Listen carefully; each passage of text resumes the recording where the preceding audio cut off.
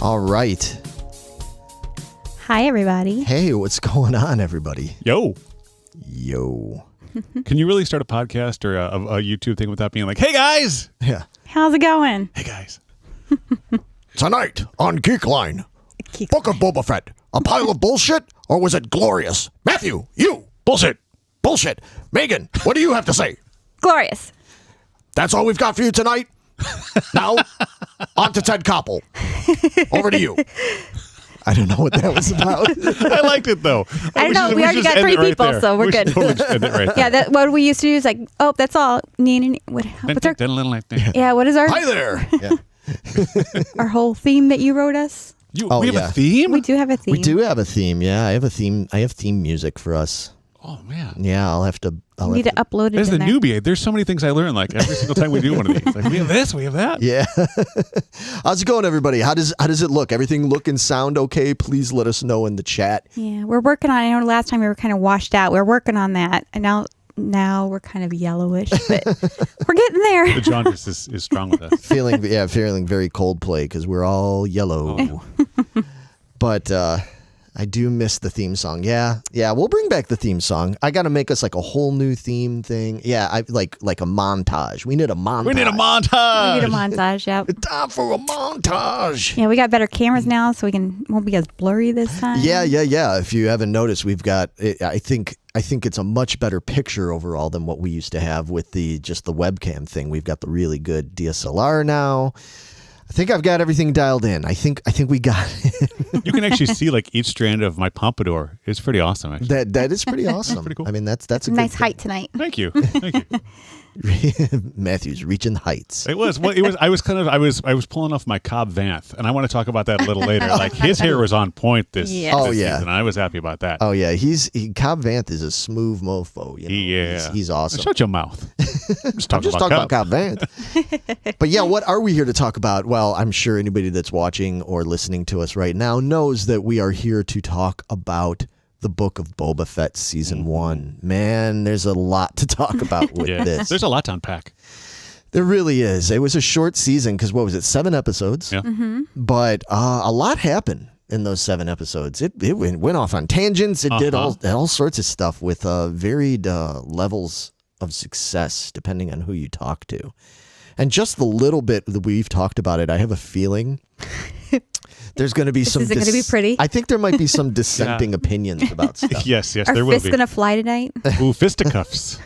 Can I reach? No, I can't reach. I think he's safe. And I think that's why you've leaned back enough. It kind of clears the space. I know, Meg, if you lean back anymore, you're going to look like mini-me or something. I know, right? You need to kind of like lean in a little. No, because then I have to like Mini-me. turn funny to look at you guys. I got a swivel chair now, guys. Oh, You see yeah, this? look at that. Yeah. She's swiveling.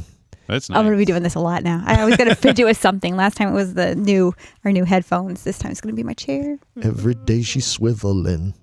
So, all right. All right. But anyway, yeah, we're here to talk about it. You can see on the screen. You know who we are. Yeah, but for those that are just listening to us. We do have a new subscribers. So Yeah, we've got a bunch of new subscribers lately, which is awesome. We're so grateful for that. But I'm one of your hosts, Larry Roberts. Mando in the middle over here. Megan Giss. And my name is Matt. Yep, Matt Vanth. Nope. Vanth. Valukas. Matt Valukas. No, Matt Vanth Valukas. There you Vanth go. Lucas. Vanth Lucas. There it. you go. Yeah. So we're already good. Picture is not perfect, but audio sounds great. Okay, interesting. We're still working on the picture part of it. Yeah, we're working on the picture. Okay. We figured that with YouTube, the picture of this thing we should focus on last. The Book of Din Djarin with special guests. Yeah, we're already getting a lot of comments in here. I'm telling you. There's going to be a lot to talk about. But in any case, man, I mean, first of all, I would like to just get the general idea. Don't have to expound too deeply on it, but Book of Boba Fett, for each of us, thumbs up or thumbs down, or thumb somewhere in the middle? I was somewhere in the middle. Oh. I'm still undecided by it. For me, leading in with the first 2 seasons of Mandalorian, right. I had very, very high hopes for this, especially with Boba Fett being the character he is. That's an interesting way you phrased that, but we'll get into that. Well, yeah again, yes, there's a lot of things that I want to get into with this, but for me, it was I expected more. I have great faith in why am I spacing on his name? Which guy? Happy Hogan. Happy Hogan. Yeah. Oh, and God damn it. Filoni? I know. No. Who are we talking about here? The writer, director, Favreau, Jon Favreau. Jon Favreau. Yeah, you threw me off with that Happy Hogan thing. But I mean, I have great faith. I mean, they've done wonderful things with everything so far, and I'm hoping this takes us someplace, that this is maybe like a prequel of something. But yeah, for me, the way it played out was very meh. Interesting. Okay. Megan? I give it thumbs up. I really enjoyed it. I have my few little minor gripes, but other than that, overall, I really enjoyed it. Yeah. Larry?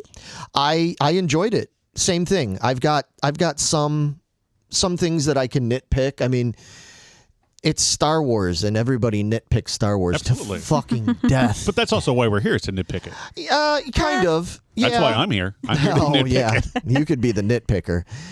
Yeah, kind of. I mean, I just want to talk about, I've seen more negative online about this show than I've seen positive, and that I vehemently disagree with. I do think there's some negatives. We always try to find a positive in everything we do. Yeah, which isn't, but we're not going to agree on it. I was just going to say, but that's not to say that there isn't things that I felt were not positive about it.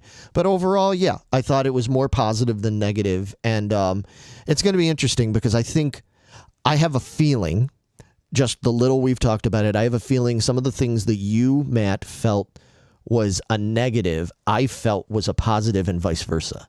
Well, let's dive in and figure this out then. Absolutely. Let's dive in. Before we dive in, we want to say hello to everybody out there that is joining us in the chat. So, we say join us in the chat, and then we don't want to totally ignore them. A whole bunch of familiar, a lot of you guys out there. Hi, guys. Yeah, familiar faces out there and everything. And I already see that Colin over here kind of shares my viewpoint of where it's going to go. So, Colin, thank you for backing me up. I appreciate it. I don't know if I agree with that. Yeah. We'll talk. We're going to get there. No, we're getting there. We're totally going to get there. Yeah, but so thank you, and definitely keep your comments coming and everything. First of all, let's talk about. Let's just delve into the characters. All right. Let's talk about Boba Fett himself, because I think just right off the bat, I think that's where there's where Matt went first thing. So go for it, Matt. I love Boba Fett, as most of us do. And it's so funny to me. If you have had the chance to watch the Behind the Boba Fett little 20-minute documentary that Disney Plus has as well, they talk about how in the original movies, in the original trilogy, Boba Fett had 6.5 minutes of screen time out of all of those movies, and he had like 4 lines. And here's a character that, with 6.5 minutes, has created this fan base that's astronomically huge. And I'm going to assume that you guys are going to agree with me that his death in Return of the Jedi was just one of the most unceremoniously uncool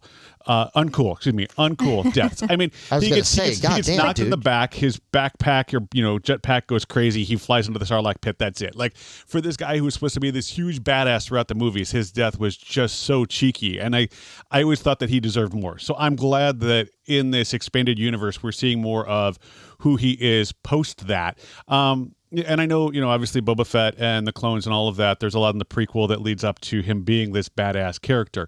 But for me, are we talking about what we liked about the characters, or are we just more talking about the characters themselves and how they're introduced? Both. What you liked, what you didn't like, know? What I didn't like was Boba Fett, he wasn't that badass bounty hunter anymore. Everything that has happened to him since then seems like it's really mellowed him, and they call him out on that several times throughout, which is why I'm kind of hoping next season or in Mandalorian, wherever it goes, somehow that changes a little bit. I mean, by the end of the series, yes, he's got the respect of the town folk for coming in and kind of rallying around them. But to me, that's not who Boba Fett was throughout those first 3 movies, or even the prequels leading up to that. He wasn't this selfless. Yeah, he's a crime boss, but he did some very selfless things to protect the town, to make sure that, everybody was safe at the end, that they were keeping the spice out, that the Pike Syndicate was gone and things like that. But I feel like a lot of that was Fennec doing her job, and that the townsfolk from Freetown that were coming. And I felt like, for the most part, the Boba Fett that I loved from the original movies was not the Boba Fett that was in this series, and I take issue with that. Okay, you have a very interesting take on it, Larry. Yeah, can I go? Yes, go for it. Okay, so here's my take on that. It's funny the way you phrase that, because I think that I walked right into his trap. You did. I usually do. It's a trap. That's what I need the picture of it. It's a trap. Yeah. But it's funny the way you phrase that, because I feel like your sentiments there echo most of what I've seen other people saying about this, and a big part of what their takeaway was from it. What I find interesting about that is that there is no Boba Fett that we were, really expressed with and everything. I mean, Boba Fett had no fucking backstory. We had a very vague backstory. We know that he's a clone of his father, of Jango Fett. We know he was a ruthless bounty hunter. We know that he got his ass handed to him by a blind man with a stick that knocked him into a big teethy hole in the ground. And I mean, essentially, that's it. I mean, for the official canon Star Wars universe, of course, there's all sorts of other books and Marvel comics and things that really weren't canon. But that's really the most of it. I think it's not so much like what Star Wars built up Boba Fett to be. I think it's what we built up in our minds what Boba Fett was going to be. We had in our minds a very set idea of what ruthless, badass, mysterious, guy that this guy was. And what we're seeing in this series is not that. And if he was that, which I do think at one point he was that, I don't think he's that anymore. I think that we're seeing that he's a changed person over time and experiences and all this kind of stuff. I mean, but how much time has really passed? I mean, we haven't discussed that. It hasn't really been set. This is post Return of the Jedi. That much we know. We know that he's climbed out of the Sarlacc pit. That much we know. Yeah. To me, it seems like it's maybe months, maybe a year between him getting knocked into the pit and now. And up until that point, he was still this ruthless bounty hunter that brought, Han Solo to Jabba. It's not. Go ahead. I just want to say, I don't care how long the time frame is. If I get left for dead in a Sarlacc pit, I'm going to be pissed. I'm going to change my way of thinking. You know what? Fuck everybody else. I'm going to do what I need to do now for me. And I want to make myself get that way. Right. With my own path. And I don't care how much time's passed. That's going to change me. Okay. Yeah. And just to answer your question, people at home, correct me if I'm wrong on this, but I believe that the events in The Mandalorian, because this is working concurrently, obviously, with The Mandalorian, is supposed to be around 6 or 7 years after the events that happened at the Sarlacc pit when Jabba got exploded and Boba got knocked in that Sarlacc pit. Now, how long he was supposed to have been in that Sarlacc pit versus how long then he was out of the Sarlacc pit and with the Tuskens, et cetera, I don't know. And that is something that I can criticize with the making of this show, is that I feel like they were a little too vague with the timeline, because yes, watching it feels like that all should have been pretty short. You know what I mean? Like, it doesn't feel like it was that long. Joe's saying 5 years after Jedi. Right, 5 years after Jedi. So this is all happening 5 years later. So he's had 5 years. So I'm getting the impression that we're supposed to believe that his time with the Tuskens was much longer. Was supposed to be much longer than it was conveyed on the show, where it seems like he might have just been with them for a few months, a couple of months or something like that. Going back to what you had said earlier, and I'm okay with the 5 year thing. What can I do about it? But you had mentioned that we as a collective have decided that Boba Fett is this badass. Right. And the pushback online is that this is not the character we all know and love. Yes, I agree that we as a collective have decided that Boba Fett is a badass, but it's not like that just popped into our head suddenly, like collectively, oh, he's a badass. There are things within the lore of Star Wars that have led all of us collectively to believe he is this badass. And I feel like if there is that 5 year time gap between him being this badass, it gets knocked into his sand mouth, to him climbing out and saying, fuck, I got knocked into a sand mouth. I must now do all the things I want to do. I did not get enough of that backstory change for me And I feel like the collective too. Well, you I- went from badass to this, and that's why I'm giving my hope Yeah. and my hope to Favreau and his team that we're going to get more of that. But I felt like it didn't play out enough in this series for me to be fulfilled by that story. Well, Larry, continue on your theory here. Oh, Because Are you I just think feeding me to the no, Larry Sarlacc? I Is that what's am happening? here. No, because Boba Fett's this big badass and stuff like that, but I don't. After hearing Larry's theory, of course, yeah, we were talking I about this don't know earlier. if it's as blatant as people expected it to be. Okay. Cue Larry. Well, Go. so yeah, here's my thing. One interesting thing that I got from this show talking about Boba Fett is, everybody's talking about this show and for obvious reasons because of the whole aesthetic of it. Everybody keeps talking about, space western. It's a western. It's a western. It's a whole western theme and thing, and it's just a western. And there is that. But the thing that I noted especially after watching it and seeing how it came around and just really drawing all these parallels, to me, I don't associate Boba Fett's character in this as being as much like a character from like a western as much as I am associating him with, he's Vito Corleone from the first Godfather. It was funny. I was going to say that too. He's become Marlon Brando. And in the same sense that I think that when you watch that movie and you think about what happens to Vito Corleone in that movie, and he is viewed by his enemies, even by his adversaries, enemies and adversaries, and even by his friends, and by people. He's viewed as he's old. He's gone soft. I mean, we saw so many things with parallels where they're saying, you're going soft in your old age.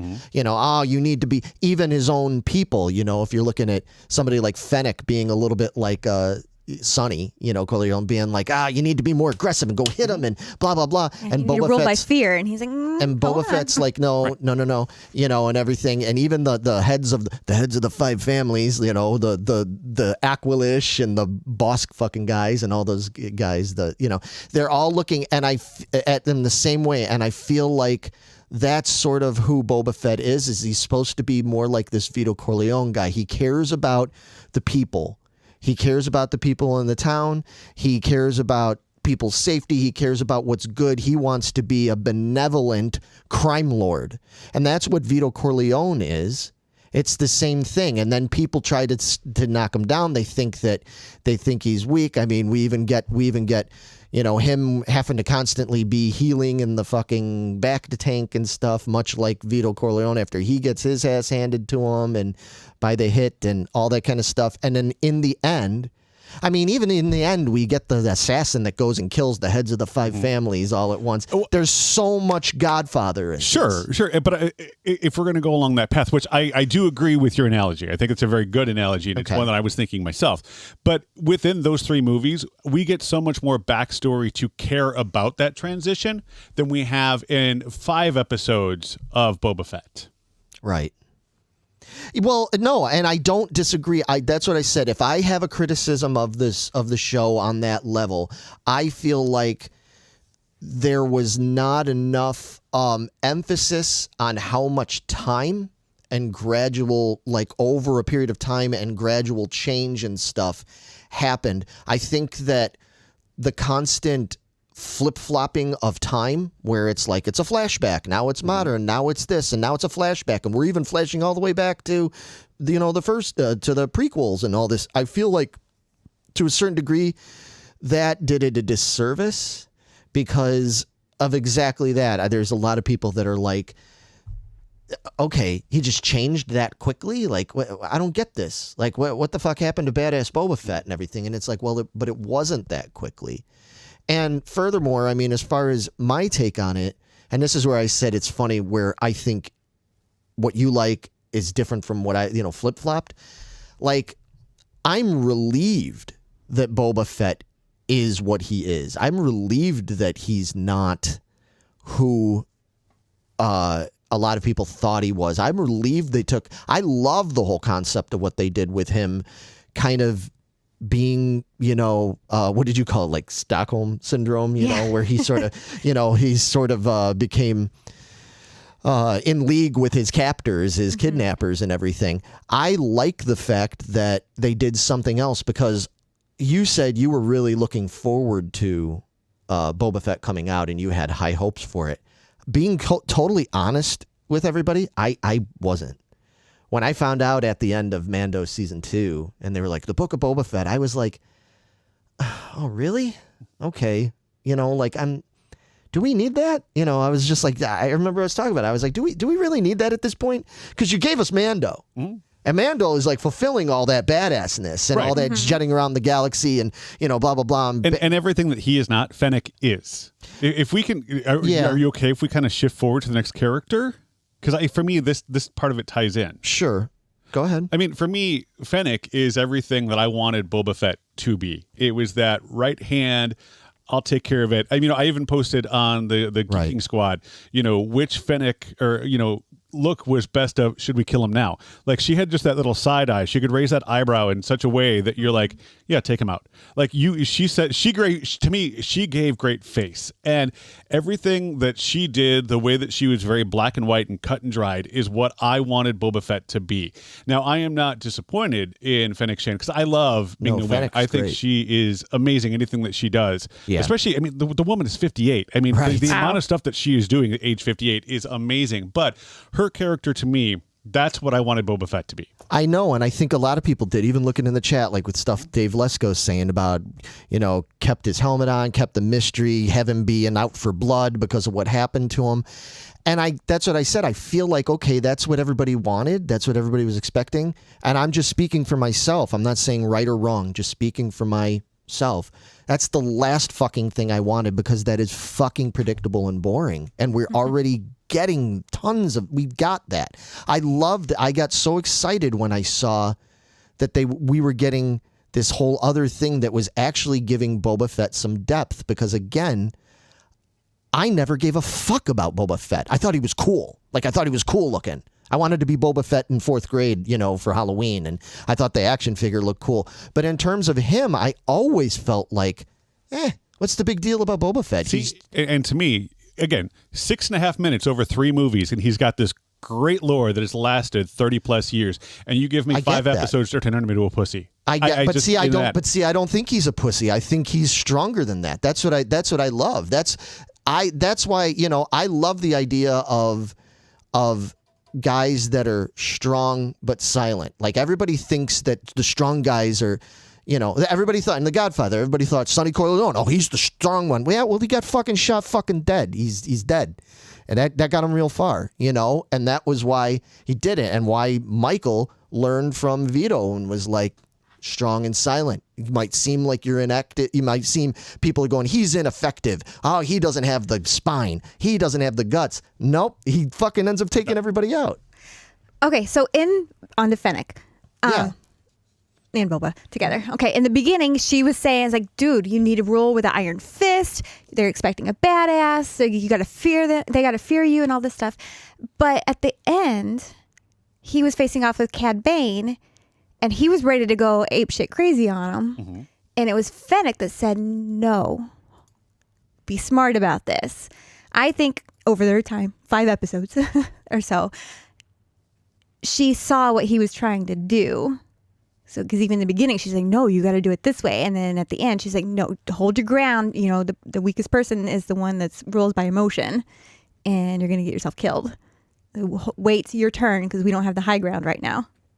Right? Yeah. I think she even came around to it and realized that it's like, you know, like, yes, Boba Fett needs badass Fennec. Like, he needs somebody to go and do that assassin shit that he ain't going to fucking do. But I think, like you said, I think everybody expected him to be that assassin. Right.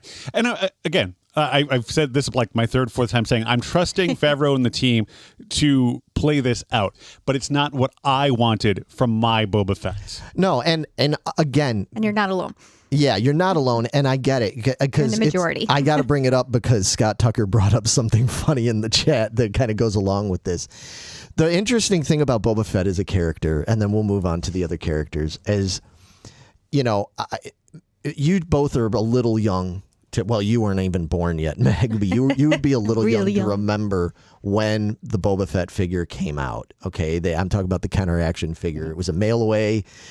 I was 6 years old, and I was about as fucking excited as a fucking 6-year-old can be about getting that fucking figure. And it had been advertised that he was going to be this new big character in the Star Wars universe in the next movie, and he was going to have this rocket firing feature, which we'd never had on a Star Wars figure and everything. Well, they ended up dialing back the rocket firing feature because some kid choked on a Battlestar Galactica missile, famously knows.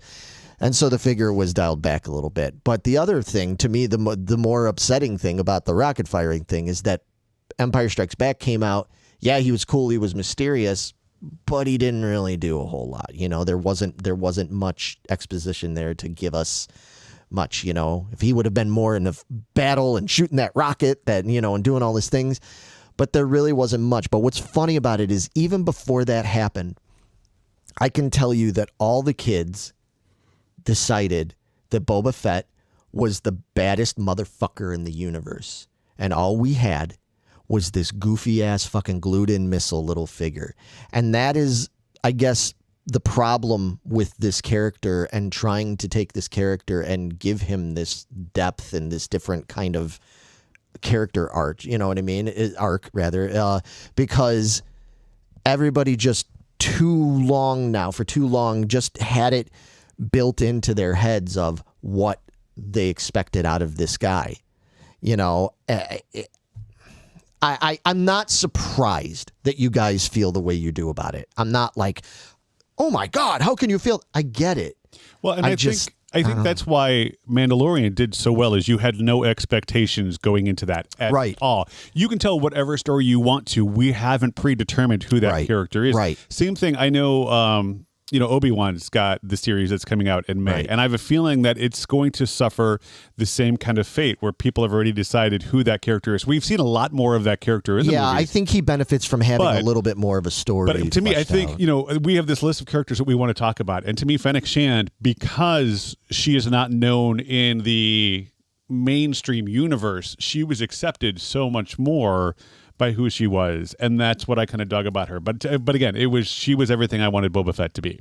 I get that. Fair enough. And I mean, you already pretty much nailed it on the head with what you were saying about her and everything. Fennec Shand is fucking amazing. Amazing. What a great character. That end scene with her, I totally forgot about her. I was like, oh shit, that's amazing. Yeah, where's she been in this whole battle? I totally forgot she wasn't even in the battle anywhere. Oh yeah. They made her all awesome. Stealthy and No, I agree. I mean, Fennec is definitely a plus for the Star Wars universe in general. I'd love to see more of her. I mean, at this point, I'd be fine with not seeing any more Boba Fett, if it's just like, well, he's just the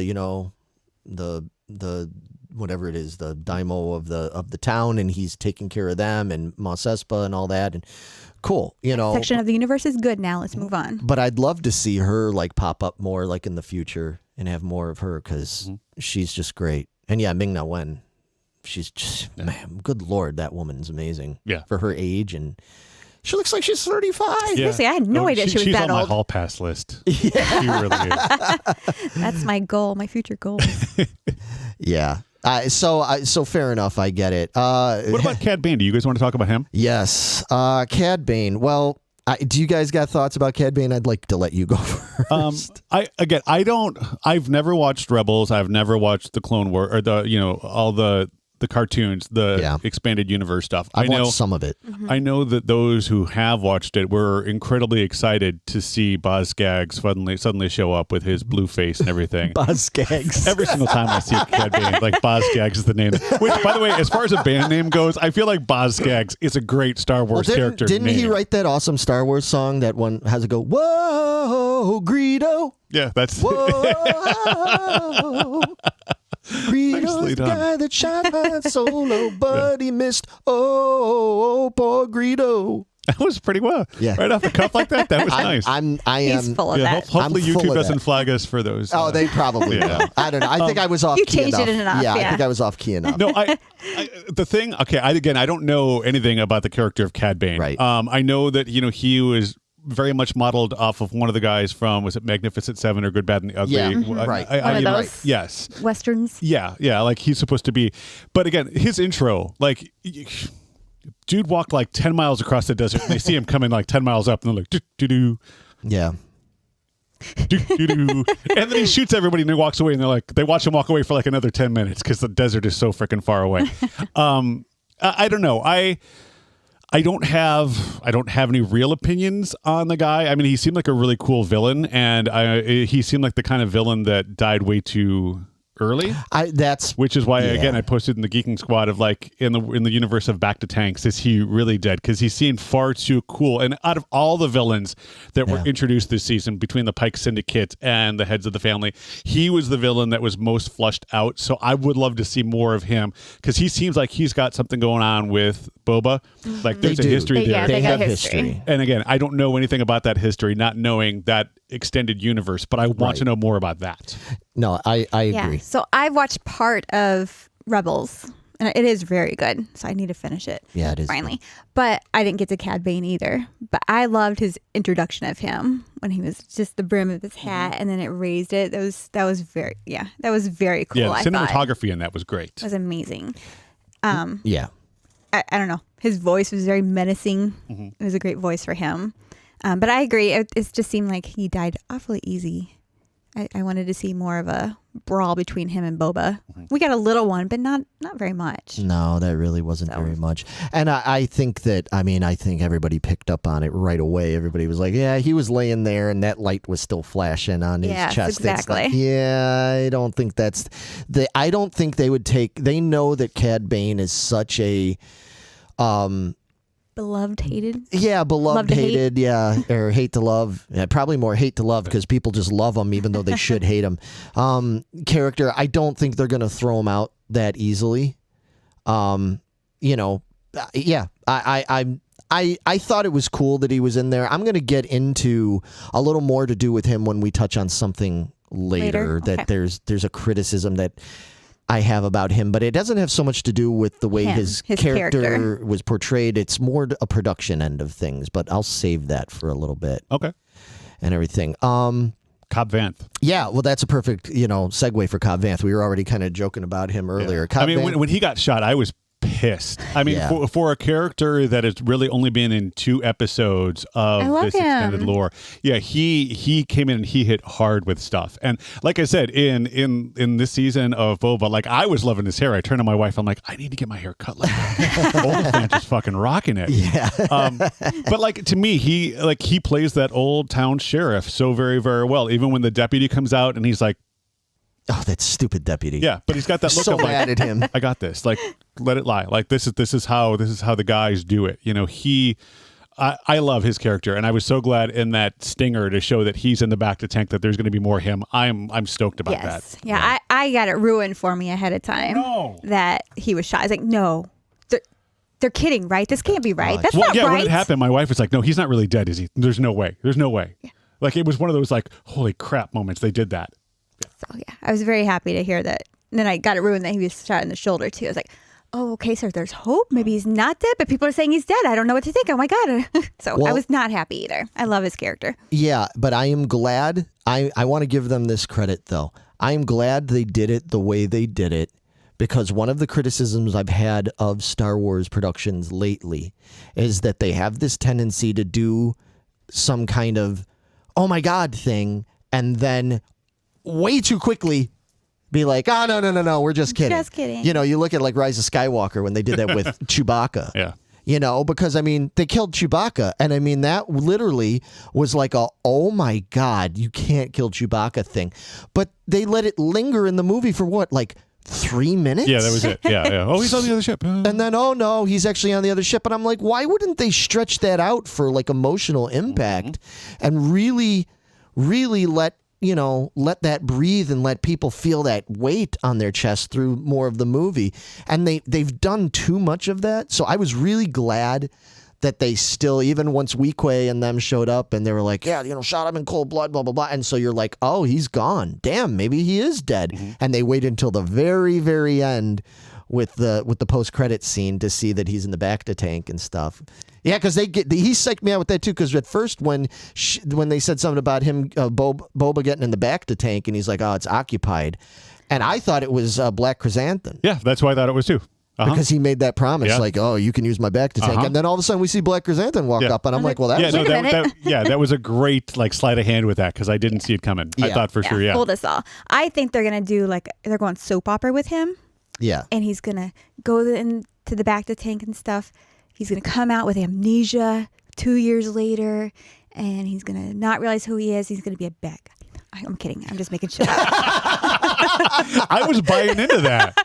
I'm like, I can see that. Well, you know, you never know. It could happen. Well, he's going to come out a different man either way because we saw Thundercat. You know, the modder guy, that Thunder guy. I thought that was really exciting that for those of you who don't know who that actor was, that's Thundercat, man. That dude is a badass musician.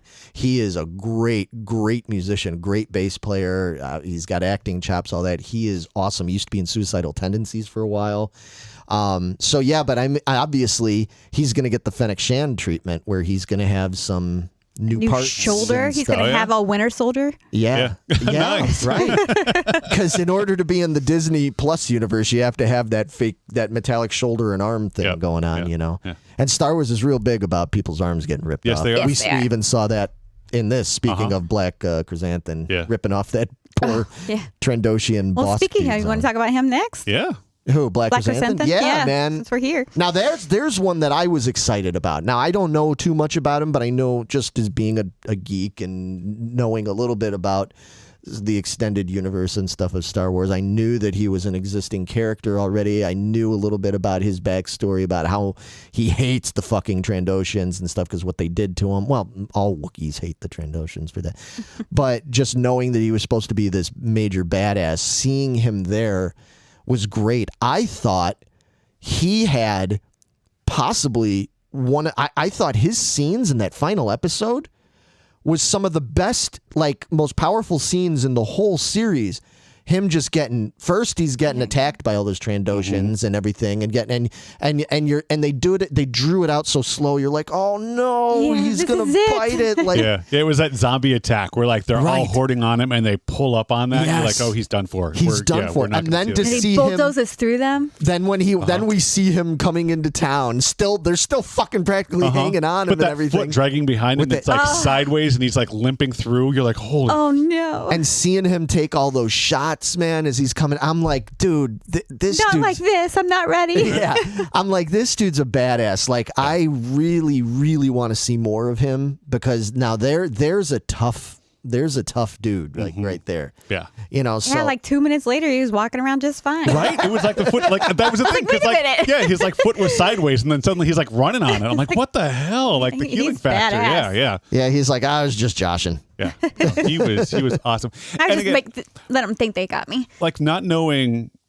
So like those extended characters as well as I would like to. I mean, just to see another Wookiee and to see, you know, again, that's one of the things that I like too, is that you've got these group of characters that you know, and you may not necessarily know who, you know, Black, you know, Kyrgyzstan. Yeah, Kyrgyzstan. Yeah. Black Kazakhstan. You know, like you may not know who he is, but you know who the Wookiees are, and you have this sentimental attachment to that race and that tribe because of the movies. And I appreciate for those who don't know the extended universe, you still have that instant connection with a character like that because you know of them from the other movies.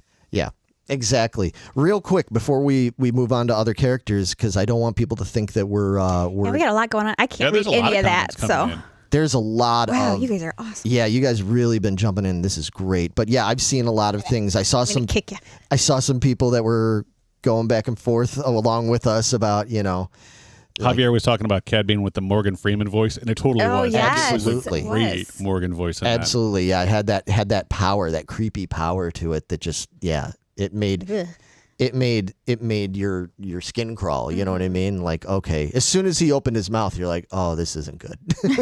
This guy's no good. This guy means trouble. Colin says he ordered Boba Fett and got a Boba floppy. Oh boy! Wow. Yeah, that's a little harsh. Just don't. Yeah, it wasn't quite a floppy, but you know, people saying that. They agreed that it would have been better if you know, Boba Fett would have been more. that blank slate would have been more filled to the way that I think most of the fans expected and everything. Again, we'll go. That's just a matter of opinion. Oh, Love Face is back. Oh, our porn spammer's Oh back. my gosh. That's I didn't even see awesome. them come through. God damn you, Love Face. That's amazing.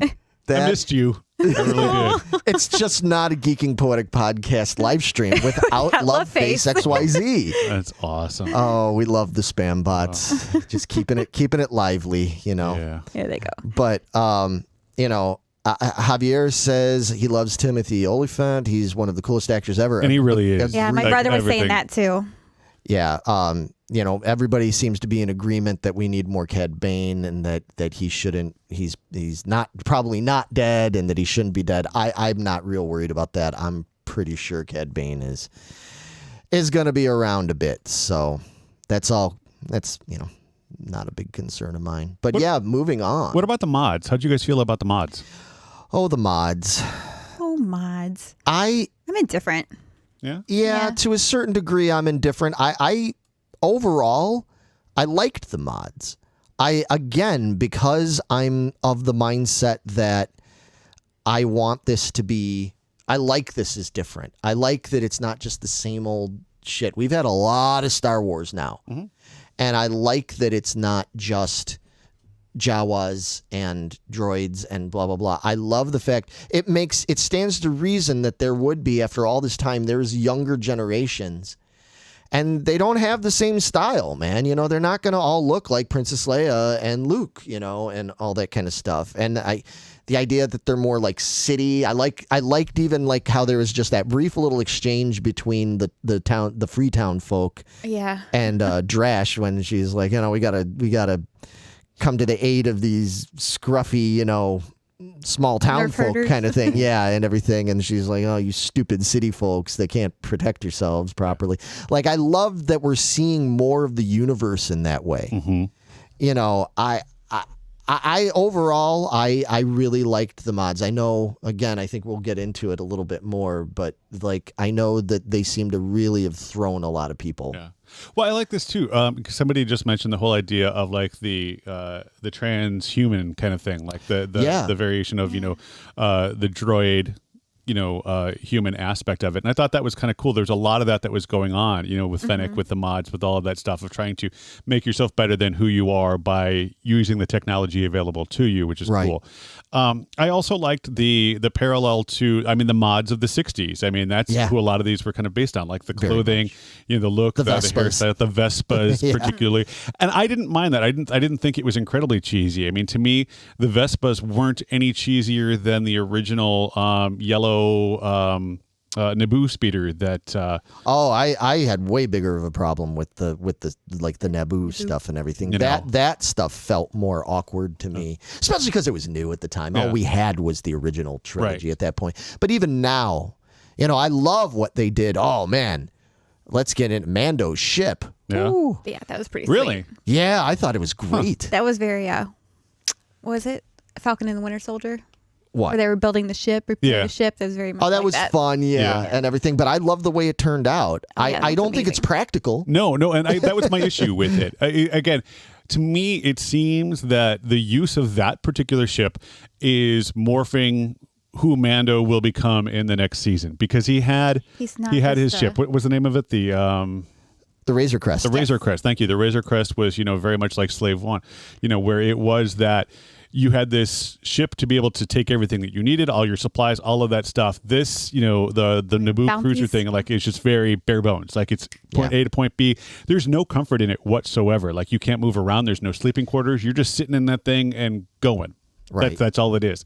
And that makes me wonder, by giving him a ship like that, what does that mean for his character? Because he's no longer going to be the guy who is going to be bounty hunting and taking a bunch of stuff. Like, it's not an RV anymore. He's now got a 67 GTO. Well, you know what? Can we segue into talking about Mando finally then? Yes. Since we're talking about that? Yeah, I want to make sure that we cover the Hutt cousins. I want to talk about them. We've got more to get into. And I still want to talk about the pigs.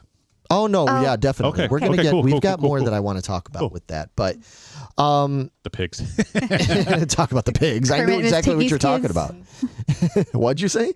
Kermit Miss Piggy's kids. That's totally Kermit and Miss Piggy's It is, kids. yeah. I saw that meme. meme, That was pretty funny. But yeah, let's just talk about Yes, Mando. 84 Mustang. Yes. The Naboo Cruiser is an 84 Mustang. Thanks, Luke. And like Javier says, it's not functional. No. And I think not for what he was, like Matt said. I think that's a good point. And I think, but do you feel like they kind of gave us that hint even prior to that whole thing with the ship by his reaction when he went on that bounty back in episode 5? Was that 4, 5, whenever that was, that we had the first appearance of Mando in this series, when he got that bounty, cut that dude's head off and everything.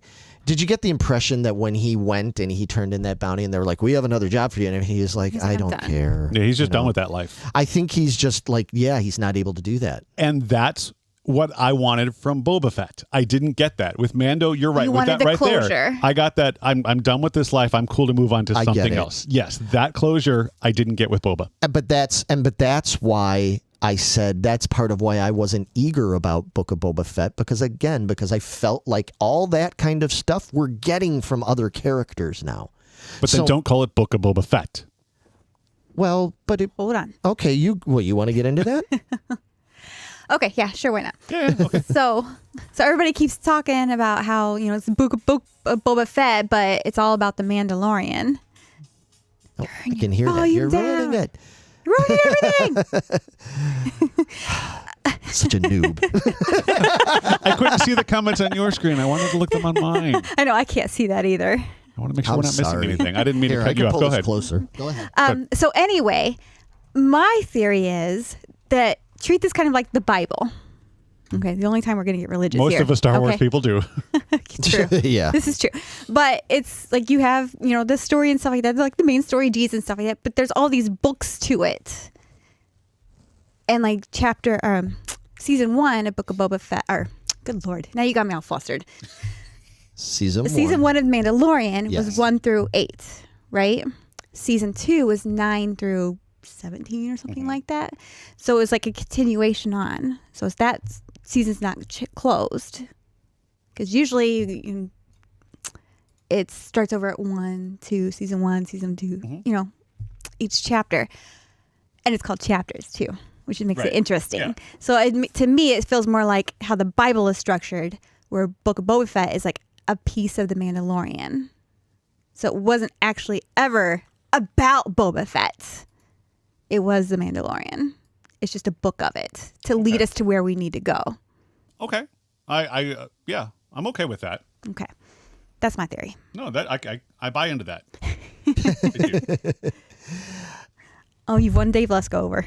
Have we? Yeah. Matt has anyway. Matt's his favorite now. You son of a Thanks, bitch. Dave. I love you. I Your know. $5 will be I in the mail. never had a chance. I've known you for 40 some odd years. And you just desert me just like that. But okay, so Mando. Star so Wars does that. Yeah, Mando, let's get into Mando. let's talk about most of the fan beef is that for 2 episodes it wasn't Book of Boba Fett anymore. It was, hey, let's shoehorn in what's going on with Mando. But people were happy about Yes, that. because we were not happy with where Book of Boba Fett was going. And I so- felt the complete opposite. I was like, okay, this is cool, but can we get back to the story? I wanted to get back to Boba Fett. I did, but and that's what I'm saying. That's the kind of thing where it's like I almost wish they would have taken more time. Fuck the Mandalorian stuff. Save that for later. Take more time to flesh out this Boba Fett stuff, so then maybe people like yourself would have felt more of an impact. you and I on that. are in agreement 100%. Okay. You've given me 7 episodes, which is 1 or 2 shorter than the 2 Mando seasons Right. have given me. And out of those 7 episodes you're giving, you're taking 2 away to give them to Mando, which is why I've been saying it's only been 5 episodes for Boba. I mean, Right. that's all. And I don't know. I knew enough about Mando to know what's going on. I mean, did you have to give me those so he could get the child back, so the child could help with that last battle? But did it need 2 Was episodes? it that important? And was it really even that important? I mean, having Grogu there, I thought Grogu was going to have a bigger impact right? on I mean, that he battle. did the sun's getting real low, kid, to the Rancor, and he was out. Yeah, he sure and, did. And that was it.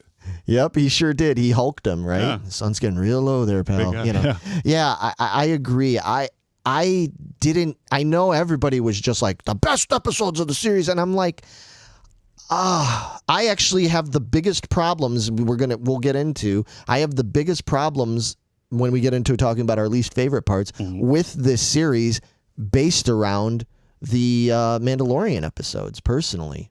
But I mean, as far as the character, I mean, I still love Mando. He's great. I'm really happy, to see that he's, continuing on and everything. And that, I'm eager to get more Mando somewhat.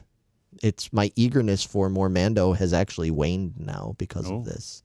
But I'm going to save that. I want to talk about these other characters you were talking about. You wanted to talk about the Gamorrean dudes.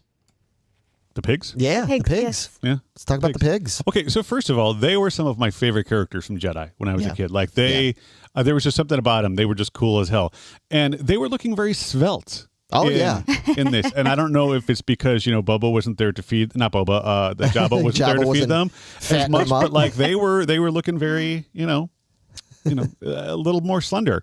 And their death, like as far as the deaths in that final battle went, the two of them just getting pushed over the ledge like that. They deserve better than that. They very much did. I feel like that was the original Boba Fett death. Like I wanted more from them because of the characters. Dude, I love them that's so much. such a good That point. is so true. They totally fucking Sarlacced them.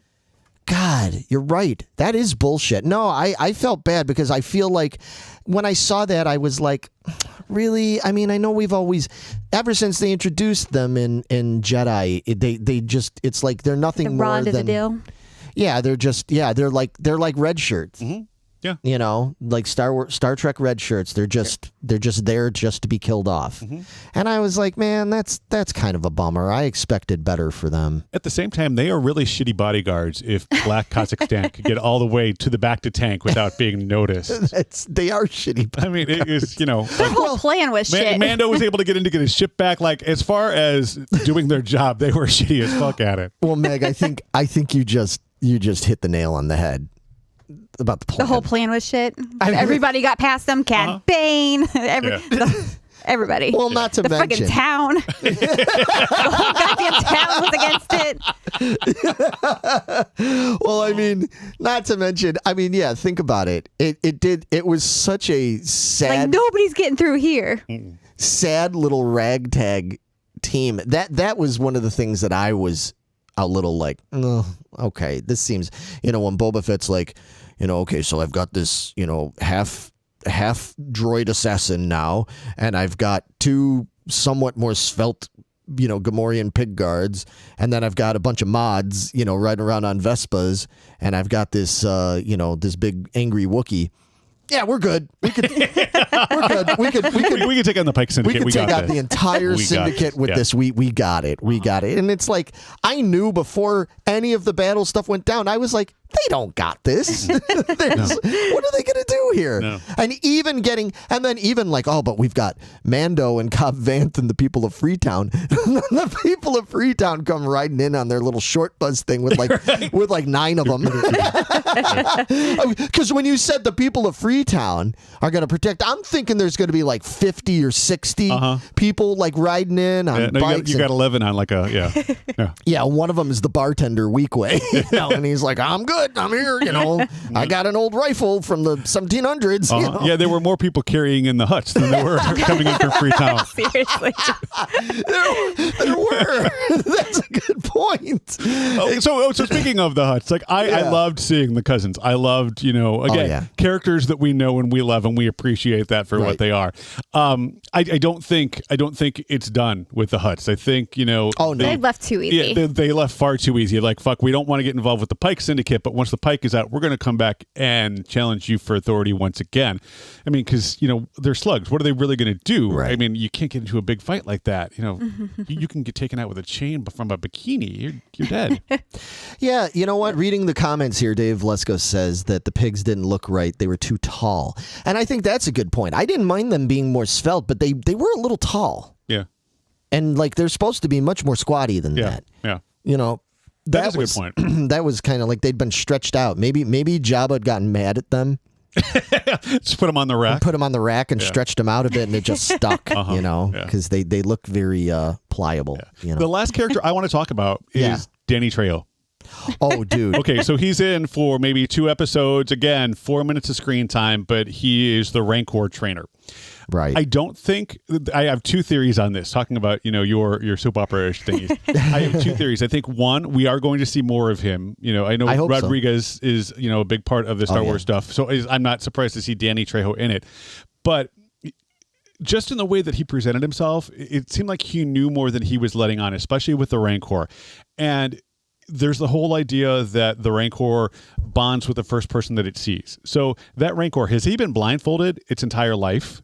I think so. And if so, how old is that Rancor? Because that Rancor It's looks not supposed to pretty be very old. big. I think, yeah. Like, it grew quick. I was going to say, either grows quick or those things are born huge. I'm not sure which one, but Probably born. Both. huge. I mean, Yeah, both. Yeah, maybe. okay, so this thing it's a puppy. Is that what's Kind going of, on? yeah. I honestly, I feel like there's more to it. Like there was just the way that those scenes were done. Trejo just seemed like there was more to what he was saying. There was more subtext there. And maybe I'm reading more into it, and maybe I'm more hopeful that him being a badass character is going to be more into the future. But I don't know. Something about that it read a little iffy to me. So I'm curious to see if I'm right or wrong. Yeah, that's possible. Well, I mean, I'm glad that we did get to see more, at least with the Rancor, because one of the things that since we're talking about characters, like, let's talk about characters that I felt like should have been in there more. And one of the characters the character people, and it's one of the biggest on the show that we haven't touched on really, is the Tusken Raiders. Mm-hmm. I mean, I am really let down that we didn't get any kind of callback then at the end with the Tusken Raiders. Now, I understand that they slaughtered his tribe, his particular tribe, and I understand there's all different tribes. But, I mean, all along through this whole show, they kept talking about, like, we need more people. We're going to need more backup. If we're going to take on the Pike Syndicate, blah, blah, blah, we're going to need more backup. And I kept thinking, the fucking Tuskens are going to show up.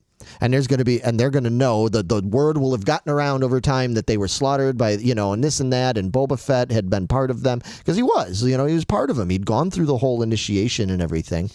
And I really thought that the Tuskens were going to show up then at the end, and that would have been badass to see them actually battling against the Pikes, getting their own revenge for what happened to their people. And no, we didn't get that. We got Grogu with, sleep, and yeah, and the mods and the drunk people of Freetown and stuff like that. That's all we got. I felt like that was a little bit. Yeah, that would have been pretty cool, actually. A little bit of a letdown. What did you think about the whole Tusken storyline and stuff? I would have liked to have seen it played out a little bit more. I again, and people in the chats have been saying this too, that the flashbacks pulled focus. I would have rather seen it done linearly. The Tusken Raiders that were in Book of Boba Fett seemed very different than the Tusken Raiders of Star Wars: A New Hope. Very. Which is cool, I thought. Yeah, I did too. I got the vibe that they were kind of the outsiders, and that's probably why none of the others came. Yeah, and that's fine. I mean, okay, fine, but it would have been nice for the Guardians of the Galaxy kind of thing, where they all came together at the end for his funeral. But I mean, even if they were an outside tribe, I mean, it was still their people. You know what I mean? It still could have shown some kind of unity. I don't know. That's one of my biggest letdowns of that in terms of like characters and development and stuff. You gave us this whole thing. You showed us this whole. It's just like what I loved about. What didn't love, but what I loved about Boba Fett of like, we fleshed out this character that I feel didn't have any real flesh to him. Same with the Tusken Raiders. I mean, they were nothing but the guys that went, waving their line. Yeah, exactly. And they go. I enjoyed the fleshing out of the characters of the Raiders. I thought that was fantastic. I mean, it gave them that human element that they didn't really have. It gave them that sense of being more educated and more emotionally available than you really got in the first couple of movies, where it was just run away. Yeah, run away, and all we knew about him is that they killed the Shmi Skywalker and made him seem really vicious and horrible. And we come to find out it's like, no, there's more. Yeah. There's more to them than they're that. more of like the native people of the land who were here before it was all deserts and all of that. Leave them the fuck alone, and you'd be okay. Yeah, right. Yeah. One of the things I did like about that portion of the storyline, though, if I'm not mistaken, we finally got to see the Tashi Station. I mean, isn't that, yeah. you know, I mean. Oh, dude, if we're going to get, I was one of the things I was going to bring up about favorite parts and stuff, but I'll just bring it up now as an aside. The fact that we got Cammy and what's his name? Fixer, who now, I don't know if all of you realize who those characters are. In that scene when Boba Fett goes to Tashi Station and he kicks all those Klaatu bike rider guys' asses because there's those two humans that are in there that they start threatening.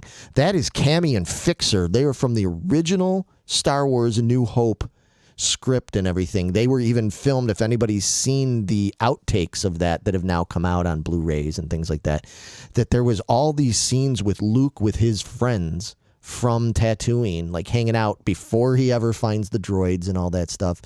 And that was those characters. And especially as a kid, I was a really, really big fan of the radio drama broadcasts. Did you know about that? I wasn't born in the 40s. You fucking asshole. I swear to God. See what I got to deal with. No, the radio drama broadcasts, they came out around 79, I think, something like that, 79, 80. And what they did was, it was for like NPR radio type thing. They did these multiple hour radio broadcasts of Star Wars.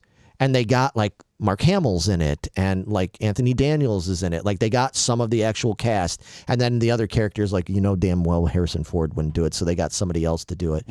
But the radio broadcasts flesh out those movies, the original trilogy, so much more. And part of that you heard in there was all that story about Cammy and Fixer and hanging out at Tashi Station, because that was Luke's hangout with all of them and everything. So to get to see that was such a fucking nerdgasm Easter egg when I saw that. And I didn't see a lot of people online like freaking about it. But I was like, why is nobody freaking about this? That's fucking Cammy and Fixer. Like that is so fucking deep, man. That's super deep. Original Star Wars deep fucking shit. All 9 inches? All 9 inches Star Wars. Foot long. There was no Star Wars floppy there. Dude, it was not floppy. There was no floppy involved. I was so excited about that, and I was just really surprised. I saw some people mention it like, oh, yeah, that's cool. And at that point, between that and all the people's complaints about it, that really signified to me that I'm like, oh, man, I'm on a really different wavelength with all of this than a lot of these people. I don't think I'm going to be on the same page with a lot of people when it comes to this. But so hearing that from you and not knowing who those characters were, but assuming that there was some sort of a lore, they gave them enough screen time that they weren't just these throwaway characters. I mean, there was something that tied them into something bigger. Yeah. Going back to my original complaint that Boba Fett wasn't the Boba Fett that I wanted, and saying that I'm putting my trust into Favreau and his team to do that, you can tell by something like that these are guys who genuinely appreciate the Star Wars lore and what they're doing and what they want to do with it. That while I, as a fan, may have my issues with it, the fact that they're putting in those little Easter eggs tells me that they know enough about the lore behind it to appreciate and to respect the fans who do know those things, that I'm willing to say, even though this season for me was meh, I'm sticking with it to see where else it's going to go. Right. Because it might redeem itself. Exactly. It's got time. Fair enough. Yeah. I can, okay. Do you guys, we talked about the characters for quite a bit. Do you guys want to move on to like some of the CGI and the sound effects and those kind of things? Oh yeah. Well, yeah, that's going to be that's where my criticism is going to come in. And I think some of Megan's as well. Is that your least favorite part? Well, do you want to dive in first? I don't know if I would call it least favorite part, but I mean, it's a criticism. No, why don't you go ahead? You lead us on this. For CGI and sound, obviously the big go-to is Skywalker. I mean, you saw Luke, but it wasn't played by Mark Hamill. It was even played by a different character that played him at the end of Mando season 2.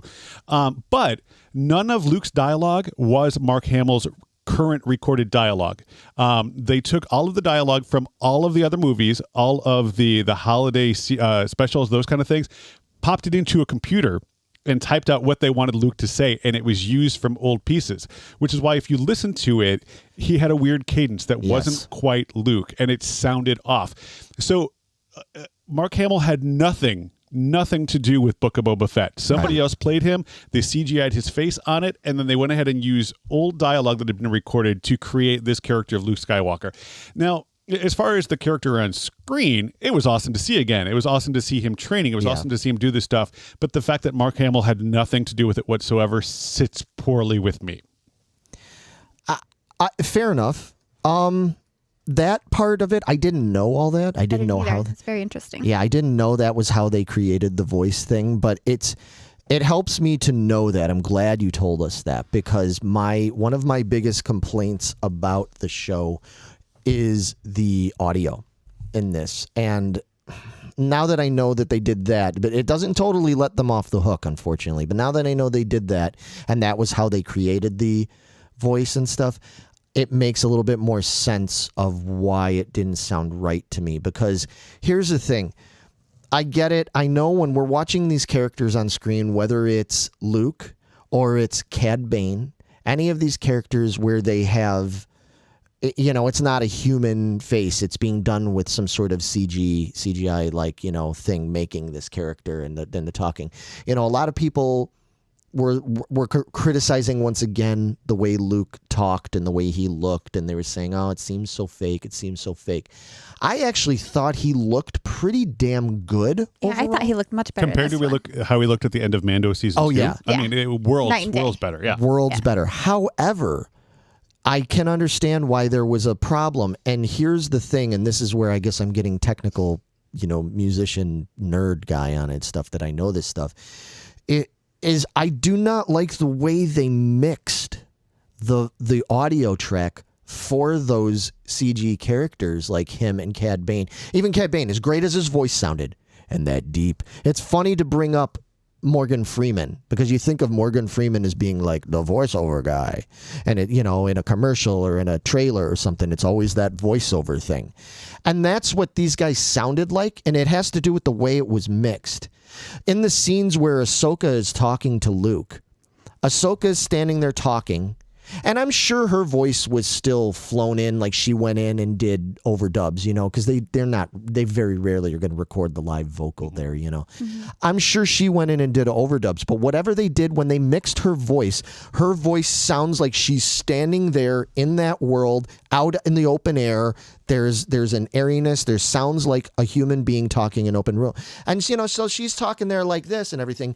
And then Luke comes in and he's talking like this. And I'm like, there's it's just like all the air in the room and everything. It's just like he's talking on it sounds computer. They didn't make it sound airy enough and in the room enough so you could just tell that he was not there. Mm-mm. And it takes you out of it. And they did the same thing, as great as Cad Bane's tenor of his voice is, like how cool it was and sinister. The way they did that too. He's standing there in a blustery desert, and when Cobb's yelling at him, he sounds like he's talking, you can hear him like shouting. You get that idea that he's shouting over the wind and across a great distance of 40 feet or whatever it is. But then Cad Bane starts talking, and it sounds like he's talking on a fucking microphone with a noise gate and in a vacuumless room. And I'm like, why mix it like that? And so with the Luke aspect, knowing that all of that stuff is pre-recorded AI put together stuff, I get why it sounds that way. With Cad Bane, I just assumed it was part of that character. It's the respirator stuff in there, and no. It was that choice for that specifically to make him seem more menacing and in that moment rather than ambient. I get it, but I still feel like even when let's use an example. They did the same thing with, say, Darth Vader. I mean, Darth Vader's voice is put through that respirator thing. They do that whole, to make it. But whenever Darth Vader talked, he sounded like he was in the fucking room with the other characters. You know what I mean? They still mixed it in a way where they added in just some ambient noise that the average person probably you wouldn't even consciously think about. But there was enough there to make it sound like he was there, even though his voice is totally flown in after the effect. It's not the guy you see on screen is David Prowse. It's not even the guy doing the voice. Right. Mm-hmm. So it's all flown in, but they did it in such a way that it sounds believable. And the problem I'm having with this series and as a whole is anytime there was anything like that, the voices sound fake. They sound not, again, I'm not talking about the effect on the voice. I'm talking about the way it's mixed. It's a mixing thing. Mm-hmm. And there was poor mixing done on that. And on that same note, I feel like editing when it came to effects and scene editing and stuff was kind of wonky on this series. Well, I heard that with especially Luke, Yeah. especially now knowing what you said, they had to choose their words they wanted to use very carefully, and they couldn't show his face half the time because got his that. mouth Didn't match wouldn't with make what- those And movements. that didn't even bother. I knew that's what they were doing. That's why they kept cutting away. It was like, oh, that's too much. And I know that being a TV show, I get that they're limited. They can't put the same kind of time and everything into it that they would if this was a full movie. Sure. But it still just took me out of it. It was unfortunate that the decisions and the corners, it's because it's cutting corners is what it is. Well, and as far as that character goes, and Dave Lesko points it out too. I mean, you get a younger actor, Sebastian Stan. I think we've all seen the meme where like you put Sebastian Stan's face on a young Mark Hamill, and it's pretty spot on. He could play that character really, really well. I don't know why they're doing this with Luke to CGI him. I mean, we obviously had a very different Han Solo from the Solo movie. You put a younger actor into it. And maybe it's because that bombed. I think it is. I think it's because people reacted so poorly to young Solo They that could they're afraid also to do that. de-age them like they did in Ant-Man and the Wasp. Mm-hmm. Yeah. It was probably costly, though. I love Mark Hamill, but I feel like trying to de-age him to that point is probably pretty tough. Like, I don't know if they'd be able to. But then at least bring him in for his... Why not do his audio? That's what Yeah. I don't understand that decision. How much money did you really save? Or what disagreement are you having with Hamill that you can't I know bring he's him got in? like a rougher voice Yeah, these But days. you can But- easily de-age that much Yeah, like I you think they can. It just and that's why I didn't even know that's why they did that. So it makes even more sense to me that it sounds the way it does because they had to put it through that whole process, and that makes a lot of sense. I still don't approve, but it makes a lot of sense. One of the things that bothers me with CGI, and I've noticed it since I've been watching a lot more of the DVD extras on things, is that night scenes aren't shot at night. It's usually shot during the day, and then there's a filter that darkens them up or blues them or something like that. And you could really tell in the desert scenes when Boba is first captured by the Tusken Raiders that it wasn't shot at night. It was a day scene that they really just tried to darken it as much as they could. Right. And from somebody who is, I went to film school. I did TV and radio production. To see that, it really pulls me out of it. Mm-hmm. But at the same time, I also hate movies that are super dark for no reason to be dark. So just trying to find that balance here. And I feel like this one, I don't know. I felt like when we were watching all those night scenes with the Tusken Raiders, I didn't care for the way that those were lit to be night scenes. I feel like they were trying to give too much focus to something, and it was kind of pulling me out of it. And that's very nitpicky, very, very nitpicky. Yeah. But I don't know.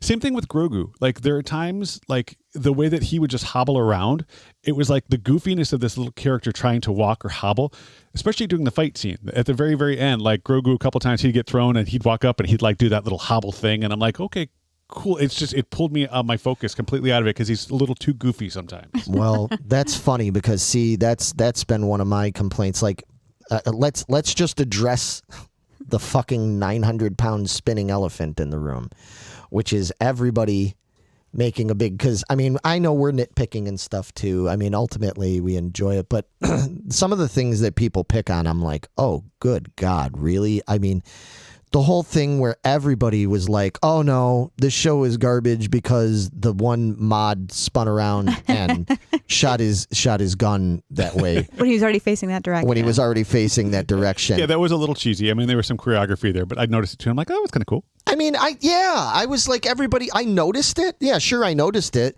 But I see people that are just like, oh my God, see, this just exemplifies what's wrong with this show and why it's so horrible. And I'm like, how different is that from Yoda, like doing 87 flips to like wave his lightsaber?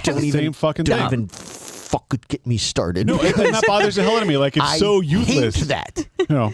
And that's what made me think of it when you were bringing up like the Grogu thing, is because even that, I'm like, so people think that, oh yeah, that doesn't take you out of it at all. Whether it's Grogu or especially Yoda, you know, flipping around doing all this goofy shit and everything. Like, oh no, that's fine. I love that. But then we see one guy do a somewhat unnecessary show-offy spin shot, and it's like, nope, I'm done with this show. I'm like, are you fucking kidding me?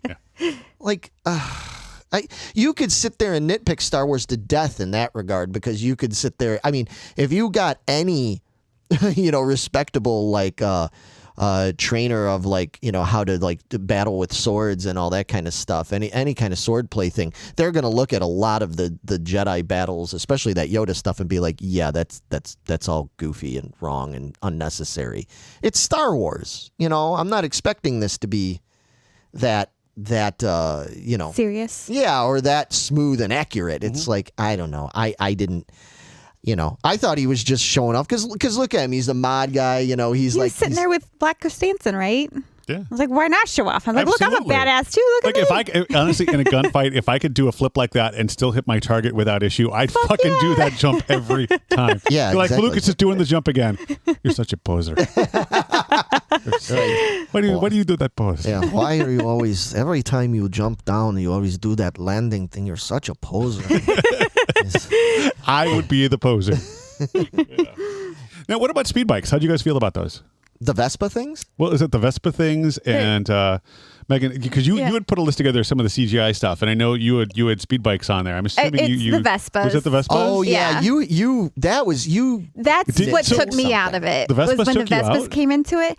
But then I can't remember who in our group mentioned that was a kind of a callback to Okay. who created Star Wars. George Lucas. Thank you. Jesus, Oh, what is yeah, wrong 'cause with he's me? all about hot He's all rods and about that. Vespas. And I was like, oh, okay, well, that's kind of cool. So it kind of brought me back in. I mean, it didn't like permanently take me out. It just kind of like shocked me for a second. I was like, what is these colorful bikes? And Well- it just seemed weird because they were looking for water. Well, I How feel are like they you just taking opened good up a care of gate these? over on And the other side of the table. I feel like you just opened a gate with that. No. I want to know. Well, Actually. yeah, Scott says me. He's the one that brought it up. oh, thank you, Scott. Thanks, Scott.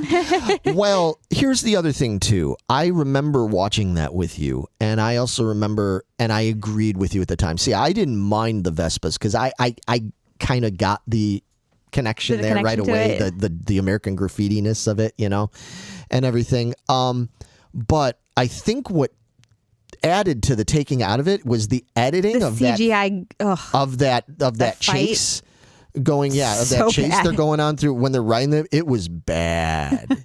That was some really bad. Again, back to the CGI. editing. Right, that's what I'm saying. That was really bad, and I remember both of us watching that and being like, "Oh, that looked horrible," and probably just accentuated by the fact that we were watching these particularly colorful, standout vehicles that were doing it too.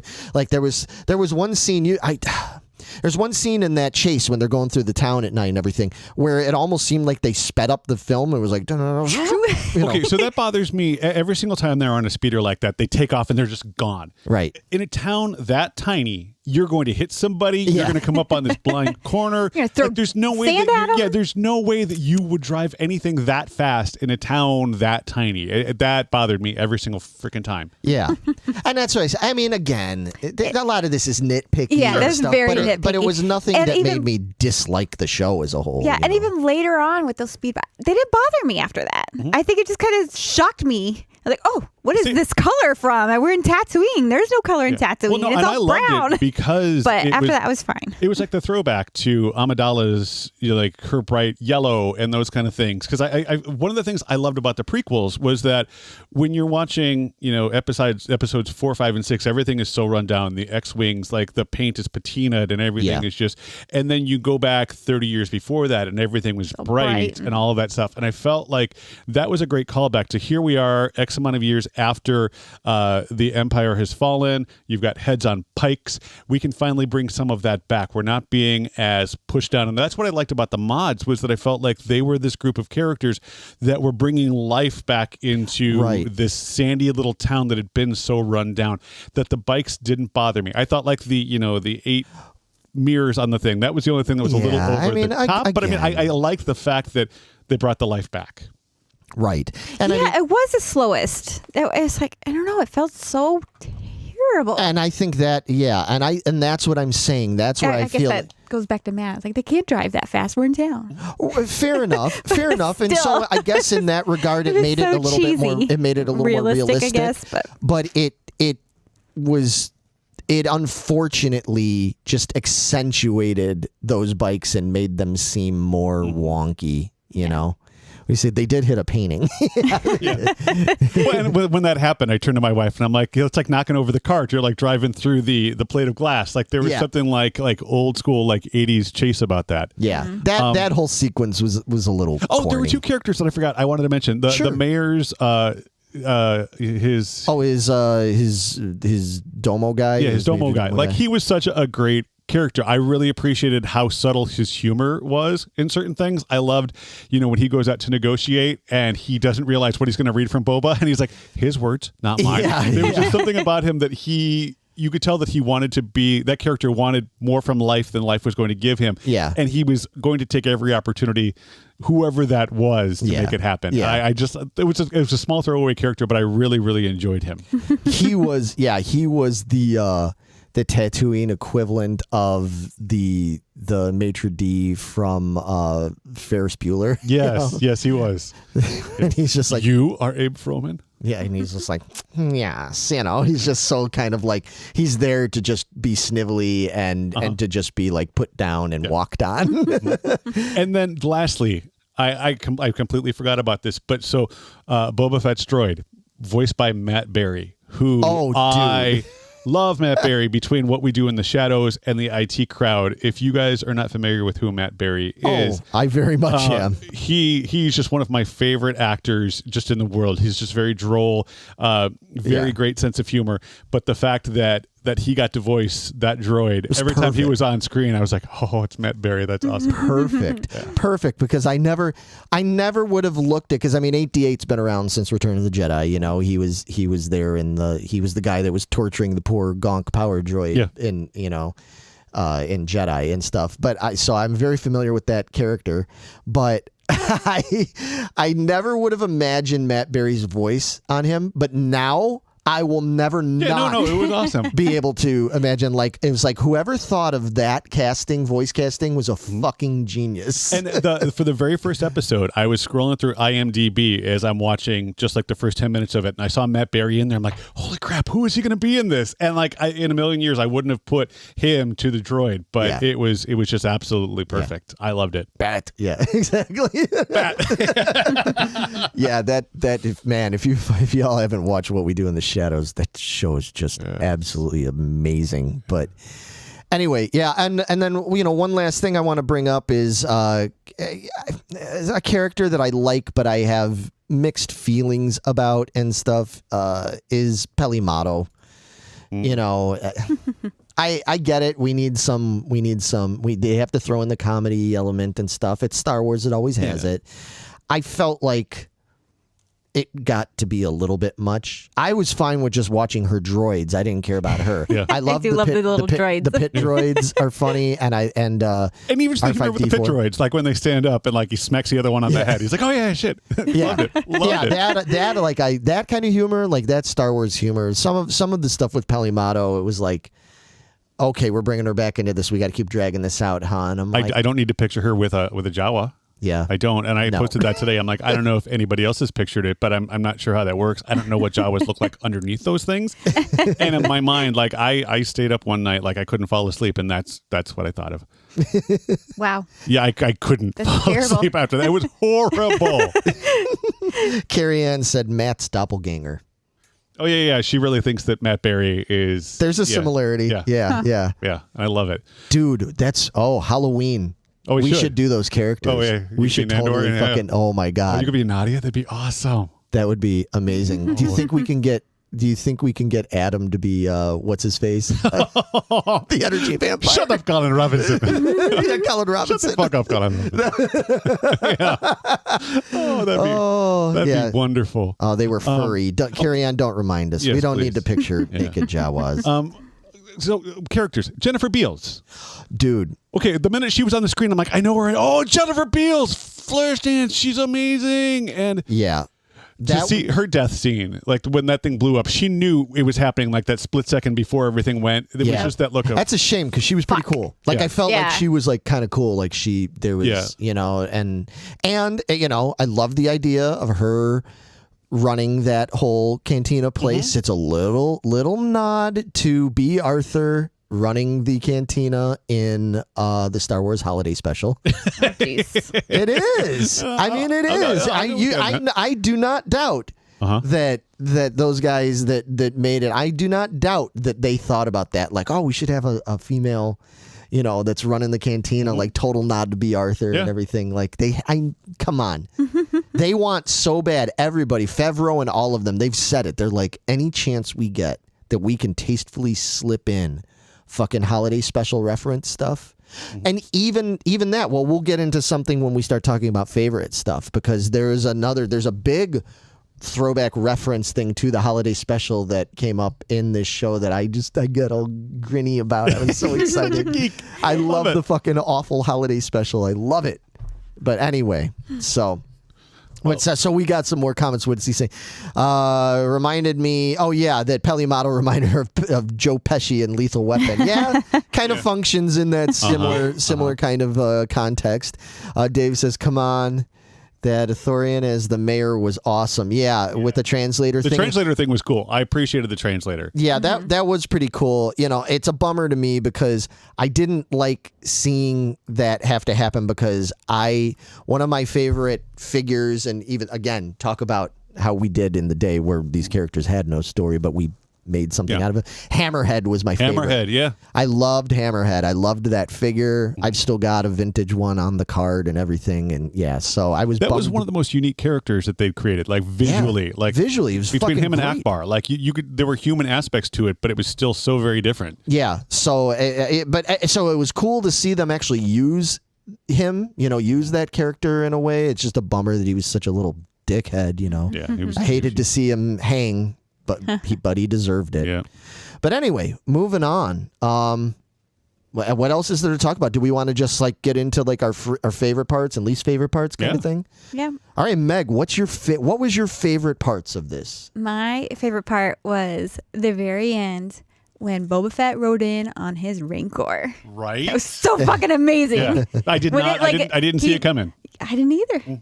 No, I totally forgot about the fucking Rancor. Yeah, totally. Yeah. See, I was like, where the fuck's he going? Who's he gonna go get? I don't understand who's left. Yeah. And then it showed him over the buildings. Like, oh, is that what I think it is? And then it showed it over the top, and I was like, oh, it's the Rancor. It was great because there were some King Kong references in there, my God, coming up on the building and stuff really? like that. Yeah, it was and awesome. then he puts his head down, and there's fucking Boba Fett. Yep. Oh, that was badass. Yeah. Loved it. Loved it. I agree with you totally. I know. I just want to put, some people complained about him bringing the Rancor and using that to beat everything up and kill everything. Right. Because they thought, I was like, well, if he just went and got a slave one, he could just boom, boom, boom, everything's dead. Done, we're good, walk away. But again, back to this whole thing. Yeah. If he brought in the slave one, he would have annihilated everything in the town, not just what he wanted. So there would have been collateral damage. And B, the whole time he's been trying to... What? I love that you did 1 and then B. That was great. 1B and next. And don't judge me. No. Keep going. Don't pick on her. Let's throw her totally off. Fuck you. Fucking told him. That's great. And Ramen numeral 2. Okay. He needed to, the whole time, win over the townspeople, and he was the one in charge. And bringing in that Rancor, that he had control of that thing, did that for him and gained him that respect that he'd been trying to get all this time. So he's Vito Corleone. Yeah. Bringing through at the end. It's like he picked his timing, and he was going to fuck people up. But he doesn't have to get his own hands bloody anymore. He's got people for that. Nice. Or a Rancor. He's got a Rancor for that, yeah. Easy. Yeah, and I also think that kind of goes along with, what you were saying, Matt, is I feel like, just like with trying to ride speeder bikes through the town and all that kind of stuff and everything. Yeah, I feel like it would have been way too destructive to try and fly the Slave One into there, and what it would have done. Slave One is, I know he shot that speeder bike gang in the desert. That's one different. thing. That's open desert. But actually flying into the town and trying to shoot with those cannons, it's not like they're fucking sharpshooters. I mean, that would have fucked a lot of shit up. Absolutely. And And those Scorpionic droids or whatever, their destroyer. They would droids. just destroyed it. Those things were, they could have easily just gone, and he wasn't about to do that. But that leads me into one of the things that I was talking about. So your favorite part? Well, yeah, because one of my favorite parts is because when they brought in the Rancor and Danny Trejo and stuff, and then as soon as Boba was like, I want to ride it. And everything. And he's like, well, really? He's going to, this thing is so huge. And he's like, I've done it before. And I'm like, you fucking right. You did it before. You did it in the goddamn holiday special. The first time, because the first time you ever see Boba Fett ever in any way, even before the figure was shipped to all of us, is he was in the animated sequence that Nelvana, or whoever it was, the company that did it for the holiday special. There's that whole 10-minute or 15-minute or whatever animated cartoon in the middle. One of the only redeeming things about the holiday special was that cartoon. And that's when they introduced Boba Fett to the world. And he's riding on a giant dinosaur creature thing. And that's what he fucking did, man. He rode that thing like a champ. That's how all of us that first got introduced to Boba Fett, he was riding on this big creature. So when he made that comment I've rode bigger, I'm like, fuck yes you did. that made my hairs are standing on end now. I'm like, fuck yeah you did, man. I felt like 5 years old again watching that cartoon for the first time. Yeah, that's fucking super fucking cool, man. I was so I was really bummed because I thought we weren't going to get it. He made that comment I rode it. I thought maybe it was just going to be a throwaway. So when they brought that in and he actually rode the fucking thing into town, I was like, so yes, cool. Awesome. The only thing he was missing was his old gun that he used to have with that tuning fork looking end on it and stuff. But otherwise, man, that was some serious, again, I love the deep geek throwback stuff like that. So that was one of my favorite parts. Matt, what about you? If you had to pick favorite? I absolutely loved the train heist scene. Oh, I loved that the speeder train was really cool. I love that, the levitation, works on other vehicles. I'm glad that we got to kind of see it in that aspect of it. I loved everything from, them trying to shoot the train down to Boba going to the station to get, to beat the shit out of the guys to get their speeder bikes, to coming back to training them, jumping back and forth. There was, in my mind, that sequence of scenes just kind of showing the train, the montage. We need a montage. And they gave us a great montage with that. But to completely derailing the train and kind of setting the storyline for the spice aspect of it. Because what I loved about it was the action aspects of it.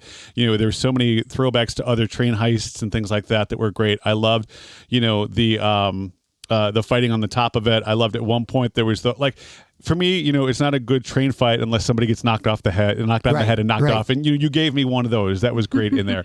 But one of the other things that I liked about it is that in the movies themselves, there's talk of spice and how it's the drug that kind of runs throughout the galaxy.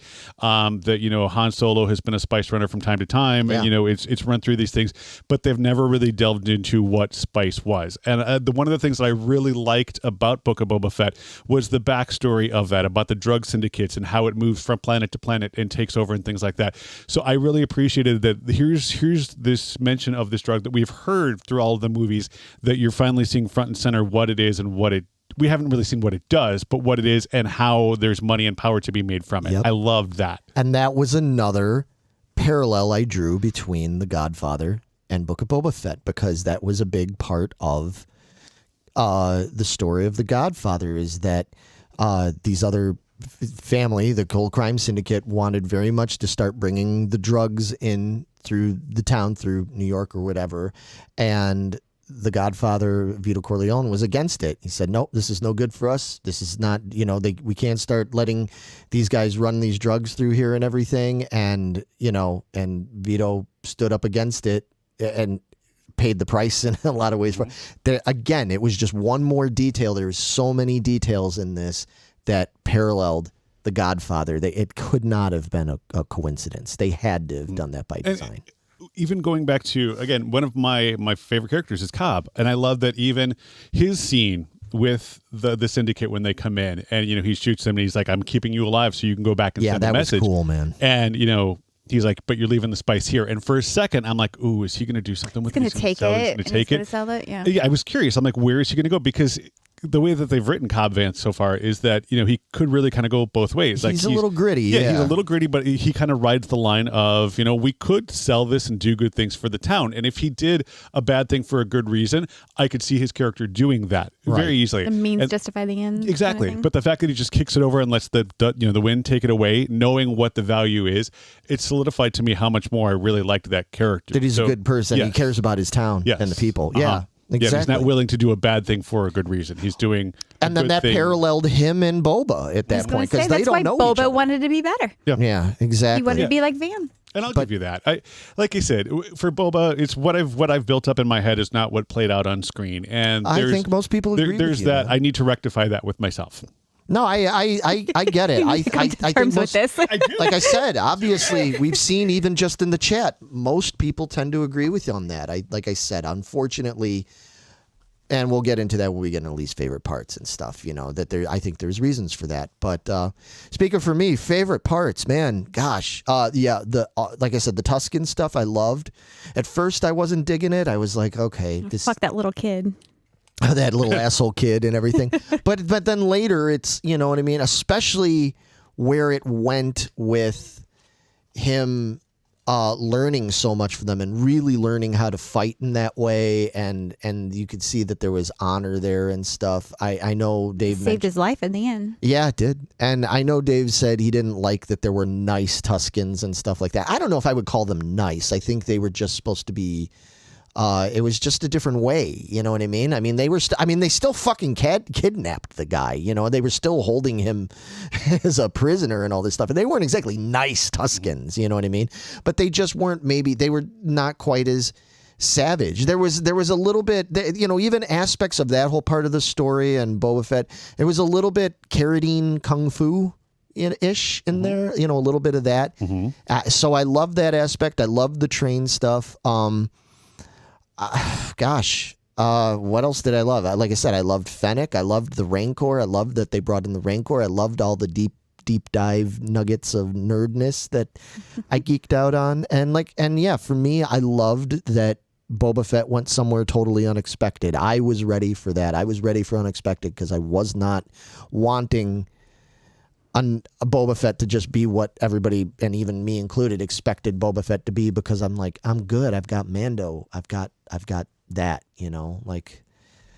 I don't know. I loved seeing Ahsoka Tano again. I'm really excited to see more of Ahsoka, what they're going to do with her. I'm anxious for them to get to her series and get more of that, because there's a lot of unanswered questions about Ahsoka and all various... three of us need to finish Rebels. Yes, exactly. we do. Yes, so we know what the hell's going on. When we get there. Because there's a ton, all that stuff. He's going after Ezra and Thrawn, and we got introduced to so much stuff, especially in season 2 of Mando with Ahsoka, with Bo-Katan, all that. That's all Rebels shit.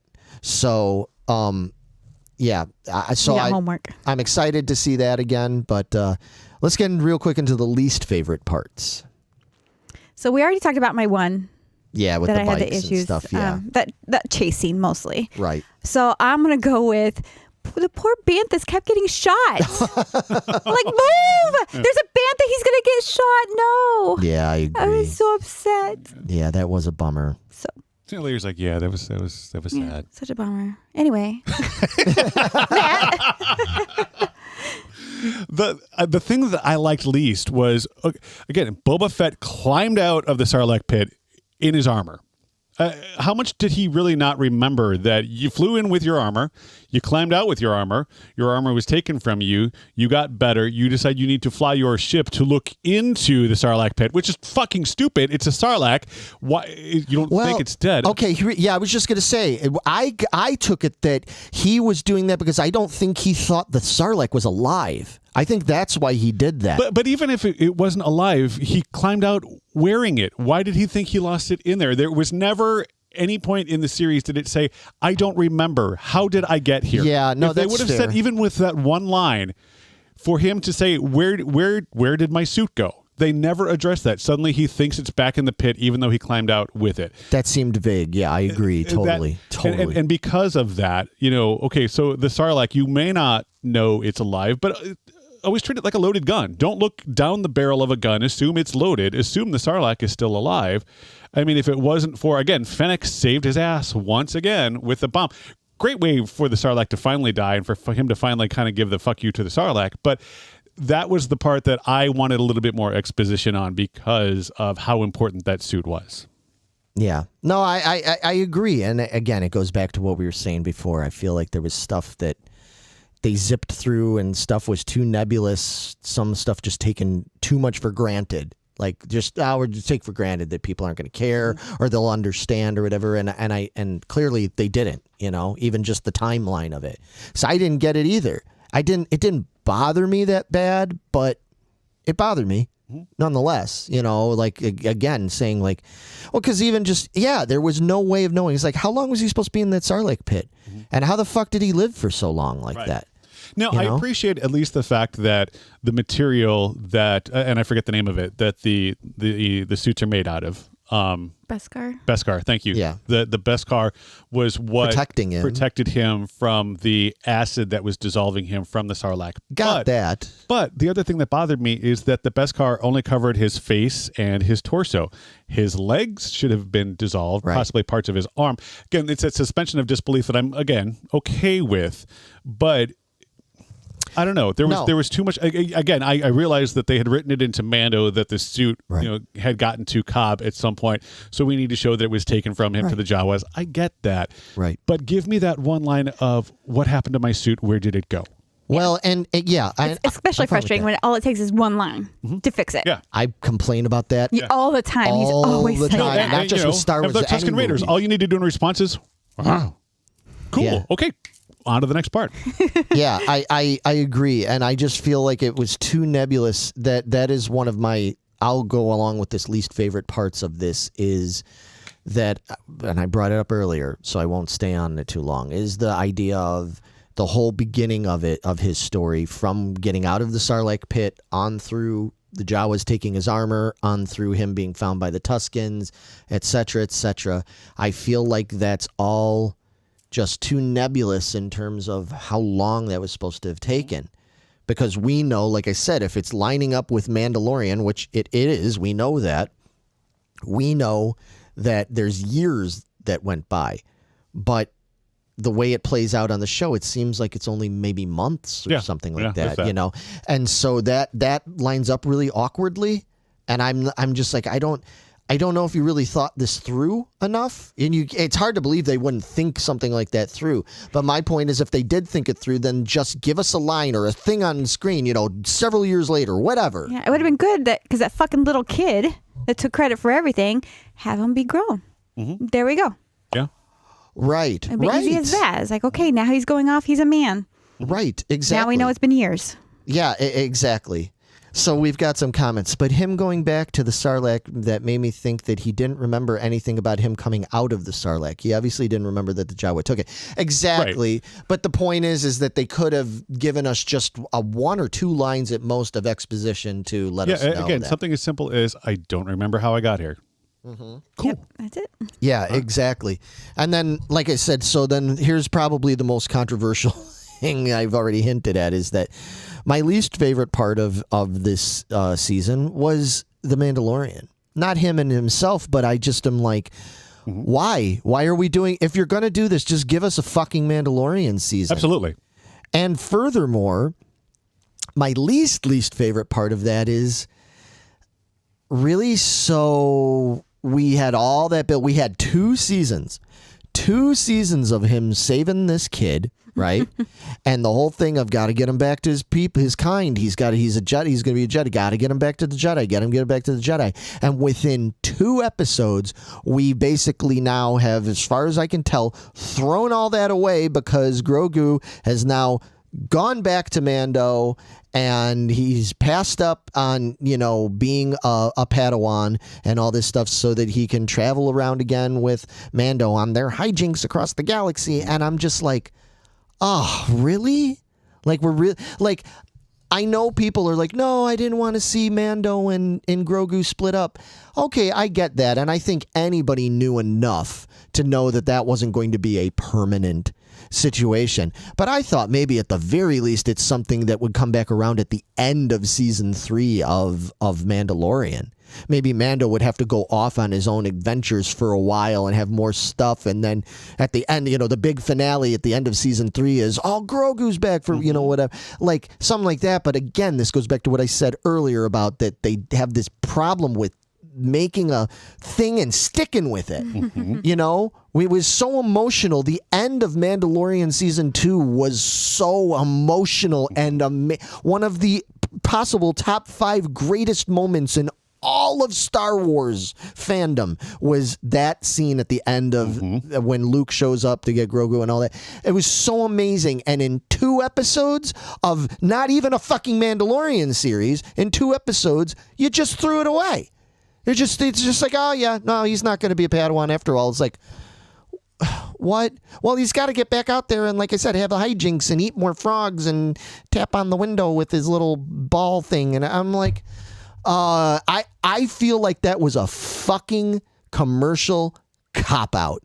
I feel like that was a fucking cop-out, probably from the higher-ups at Disney, who said, get Grogu back in here as quick as possible, you motherfuckers, because we are making money hand over fist on the whole Grogu thing. We need him in there. No, he can't be off screen. He can't be gone for a whole season or 2. Get him back there. People want Mando and Grogu. We're going to give it to him. Doesn't matter if we're upsetting what the plan is.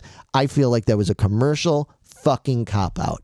And that literally made me mad when I saw that. I knew he was coming, by the end of that episode when Luke was making him choose, I was like, oh, fuck, I see where this is going, Or even if they made it, even if they would have done something where Grogu came back and Mando was like, oh, you're back, you came back to me. And then it was like, no, this was his, you saved him, you helped him. This is Grogu. Luke's coming, Luke shows up there and is like, Grogu had to come back and do this for you and help you and say a proper goodbye. That would have been really emotional and amazing to do it that way. But instead it's just like, nope, we're right back at it, folks. More hijinks coming up next year.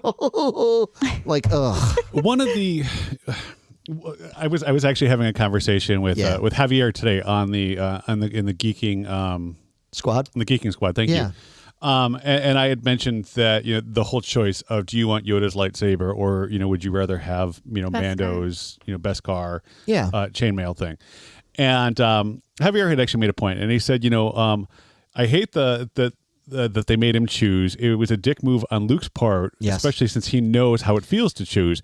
His dad was forced to choose as well, and that's what led to the downfall. And I said, I hadn't really thought of it from that point of view, to which he said, if you remember in The Last Jedi, Yoda basically hints at the fact that the Jedi made some mistakes, and that's why they burn all the books at the end of the movie, because the Jedi went down this path. And I feel like this, if we're looking to where the last 3 prequels go of the how sequels, the sequels, thank you, because that's what happened when they came after. Right. But even with Kylo Ren. See, names are evading me today. Thank you. But Kylo Ren and Luke, that path that Luke went down with Kylo, I feel like what's happening here with Grogu and that whole choose, give up what you love. By giving up what you love, it does take you down to the dark side. And I wonder if they're going to play that up a little bit, that, where Grogu is going to go to comes from some of that. So I am, well, I do agree with you 100% to bring him back this quickly, make that part of the next season. I didn't need those 2 Mando episodes in there. I would have rather had 2 more Boba Fett episodes. But again, trusting where they're going to go, I'm willing to let that go for the time being. I hope so. Yeah, I know everybody was up in arms, like, I can't believe Luke made him choose. I can't believe it. And again, I was thinking the same thing. It's like, well, he hasn't even had Kylo Ren yet, and he does the same thing to him. So why wouldn't he do it to Grogu, who's his first student? Yeah. Luke hasn't. Of course, he yet. fucking did it to him. Yeah. Too. Yeah. Right. And somebody else made a good point that in the flashback, when Luke's like looking through Grogu's eyes, and they're fighting in the school, and I wonder if Grogu associates the Jedis and stuff like that with bad because of Order 66. Why would you not? Yeah, I mean, yeah. So fair why enough. wouldn't he choose the chainmail over being a Jedi? Because Right. to him, in his mind, and it's all coming back to him now. Like Luke said, I think I'm awakening something in him.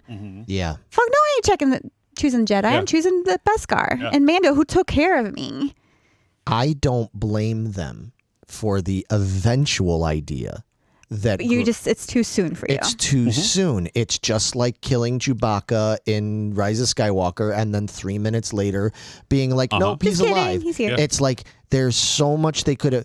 Mando could have had so much more development of his character and everything, and then we could have eventually occasionally dropped in with finding Grogu, going through all his training and stuff, and then coming around to maybe coming to that realization that he is not cut out to be a Padawan. It just all seemed very just thrown in there, like we got to hurry up and set it back up. We got to hurry up.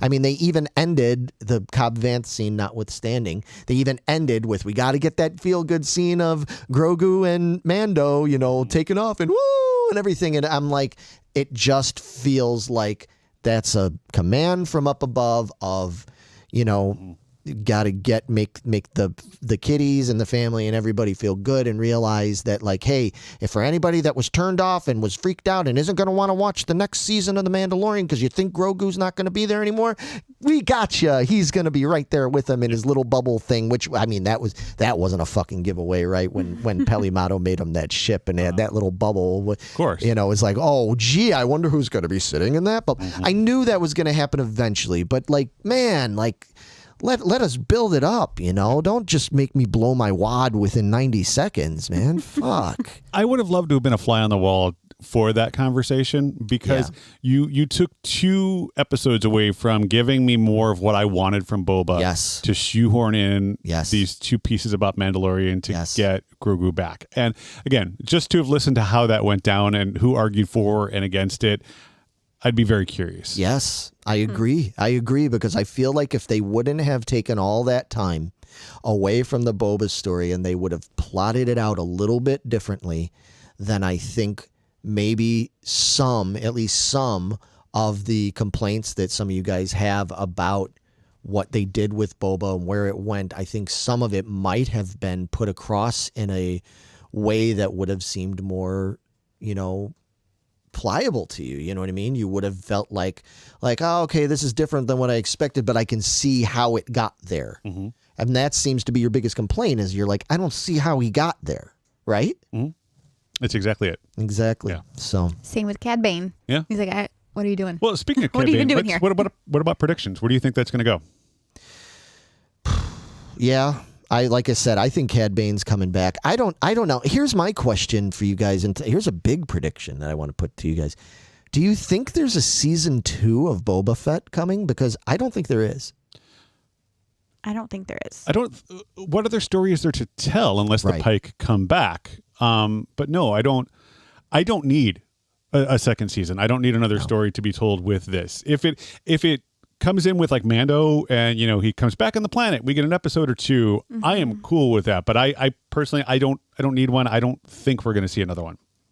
No. Yeah, if my theory, like comparing it to the Bible, then it's done. The book is Boba Fett's done. We can move on to the next chapter. But Yeah. Fennec, I don't think like Fennec Shand. I'd like to see more of her. Like if she got her own season, I'd watch the shit out of that. I have a feeling we're going to see some of these. I think we're going to see Fennec. I think we're going to see Cobb Vanth. I think we're going to see Cad Bane. I think we're going to see them. I just don't know if we're going to see them in a season 2 of the Book of Boba Fett. I think that they're going to factor into other shows, whether it's Mandalorian season 3 or it's going to be in Ahsoka, or you know what I mean. So because there's other shows they're still prospectively going to make and everything and stuff they're going to tie in, movies even they're talking about. I think we'll get touches of them, but I don't think we're going to see I don't think we're going to get like season 2 where now we see how Mos Espa's going with him. I especially because of the way this was received, so mixed and so much negativity from a lot of the fan base. They're so reactionary anymore on both sides that I think that Disney's going to be like, okay, no, we're not going to do that now. I'm kind of bummed that a lot of speculation, and like us nerds, we never learn. We never learn. You're going to WandaVision it again? Yeah, exactly. Like with WandaVision and Mephisto and all that stuff, we never learn. Like, they're not going to do what you want them to do, so just don't even speculate on it. Just like me with the Tuskens coming in at the end. But the one thing that a lot of people brought up, and I was like, that would be really cool, was people were like, well, who's the Pike? They're obviously this big syndicate that are running the spice. You know, who's involved with the spice? Well, we go back to the Solo movie, and we've got characters like Kira, you know, who took over from Dryden Voss and all that kind of stuff and everything. There were people that were speculating a much older Kira was going to come into play, and it turned out that she was the one that was because that was another thing, and that's an interesting little question, is when they're talking about when they're talking about the Hutts, right? And Fennec brings up the point like, yeah, we can't just kill these Hutts, you know, because we'd have to answer to somebody. And it's like, well, who would they have to answer to? And they never tell you that. So I was thinking it was going to be, well, who did that used to be? Well, if you remember back in Solo, it was Dryden Voss. He was like the one you would have to answer to if you did that kind. He was the head of the whole thing. So knowing that last we heard of that, it was Kira, like how cool would it be to tie it in with the Solo movie? But nope, they just let that go. And I'm like, damn, that's a shame, because I loved Solo. I thought that movie was great. People shat all I loved over it. for no reason. Yeah. You know, so that's a bummer. Prediction wise, most of my predictions have nothing to do with Book of Boba Fett. It's where I think Mando and the rest of the story is going to go. Fair enough. To give the flashback for, you know, Order 666 with, you know, with Grogu, to hint at that, how did he get away from that? There's so many questions that I have with that. I mean, he wasn't slaughtered during it, obviously. You know, what did he do? How did that happen? I think we're going to see a little bit more diving into Grogu's growth into the Jedi that he will become. Right. I'm also very curious to see, you know, with, again, going back to the idea of that ship, the idea of where Mando's character is going to go, it's his evolution isn't, I don't think, going to be so much that bounty hunter anymore, that work for hire. I think, you know, even for the Boba Fett aspect, when he's like, this one's on the house. I mean, for him to do that, it wasn't money oriented. This is the first time in the Mando series we've seen him do something not to further his story along somewhere. He was actually stepping in to help somebody else out, and I really enjoyed that. I'm very curious to see where that's going to go in the next season of Mandalorian. Yeah, I'm definitely, I mean, we loved The Mandalorian, you know, and we talked about it a lot on this channel, and I'm definitely eager to see where it goes. They've already kind of let me down a little bit, because the things I had built up in my head where I thought it might go, they've already changed that just in these 2 episodes. The whole thing with him being cast out by the armorer and what's his name, Paz Vizsla and stuff, them casting him out, and him, and you know, and then like I said, now the kid being back and everything, and I'm like, oh shit, I was really, really hoping there was going to be more with that, and maybe him being sort of like torn between 2 worlds, where on one hand he's got the armorer and their whole sect, their This Is the Way sect of, you know, and him kind of trying to be true to that, but then the Bo-Katan side of things, where it's like, no, we consider ourselves very much Mandalorians, but we're just not like these super like kind of, you know, religious-y type ones and everything, and him sort of trying to tie together that 2 worlds, because he's the one with the fucking dark sword, you know. And I mean, God, and then the whole dark sword thing, we didn't even get into any of that. I mean, there's just, but again, you know, yeah, there's a lot of theories about that, and I'm curious to see where it goes. But yeah. Well, speaking of the dark saber, I have a way out there theory for you. No. Okay, here we go. that I heard. I was like, this is curious. No, that's awesome. Let's end on a way out there way theory. Out there. All Megan. right. I already lost Dave Lesko a long time ago. So, all right. So, I am curious to see, building off both of you guys, really, is that Din Djarin is not worthy, I guess to say, of the dark saber, and that's why it's so hard for him to handle. Yeah. He's having a hard time keeping control of it. It's too heavy for him. Yeah. Even though he's practiced, it's still too much for him. So I'm curious to see if this all builds up to, because Grogu was a Padawan and he's a youngling. Okay. From both worlds. Okay. So it's all coming together, and maybe somebody ends up either taking the Darksaber from Din Djarin. Yeah, I could see that. Or, maybe Thrawn comes into this at some point and he wins it in battle. Or the armorer and her big ass dude, because it was originally from his family. So he feels like it's his. Maybe he finally comes in and says, nope, it's mine. I'm taking it. I'm battling you again because you're not one of us anymore anyway.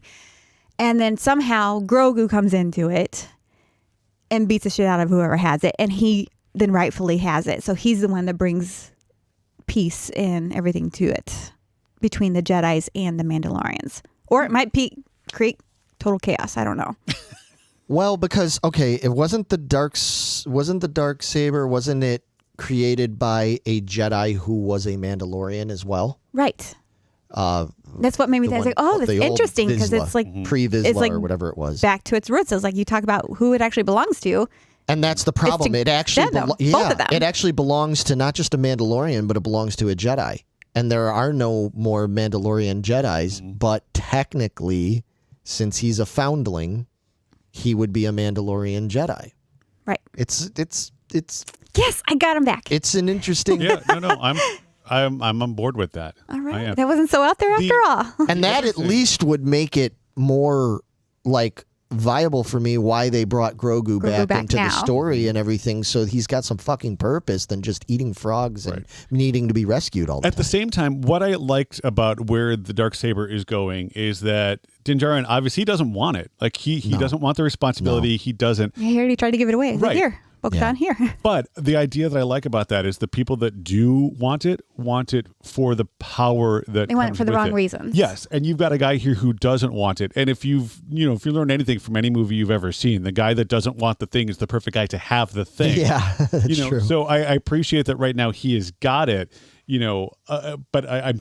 Again, where you had taken that wasn't where I'd considered that at all, and I'm really curious to see if that pans out that way. Because he didn't take Yoda's lightsaber. Like 3 seasons later, we're gonna be like, Megan, you were fucking right, and you redeemed yourself for Oscar. Did you say 40 years? Motherfucker, God damn it! When we're in the old folks' home, we're like, God damn it, Megan, you got it right. Yeah, Dave Lesko says here, yep, Grogu is going to be a Mandalorian, and he will wield the Darksaber. Yes, Megan, you won me back. Yeah. No, that's a great fucking theory. I mean, lose everybody in the beginning and get them back at the end. Every time they're out, they pull me back in. One more Godfather reference. Man. No, this was a lot of fun, man, talking about this and everything. I mean, to me, the best Star Wars stuff, or just any of the best geeky stuff, is when we can geek out about it. I mean, I can go back and look at old Star Wars stuff, and there's things that could be nitpicked or things that I never sat right with me or whatever, but overall I fucking enjoy this. I'm so grateful we get this. It's amazing we live in a time when we have The Mandalorian and Book of Boba Fett, for Christ's sakes. I would have never thought we would have gotten this. I mean, when Disney acquired Lucas's library, I was pissed because the fucker sold out. Yep. They've won me over, and I totally trust them with the TV shows anyway. But yeah, with Favreau has taken this seriously. It's won my heart. I'm good.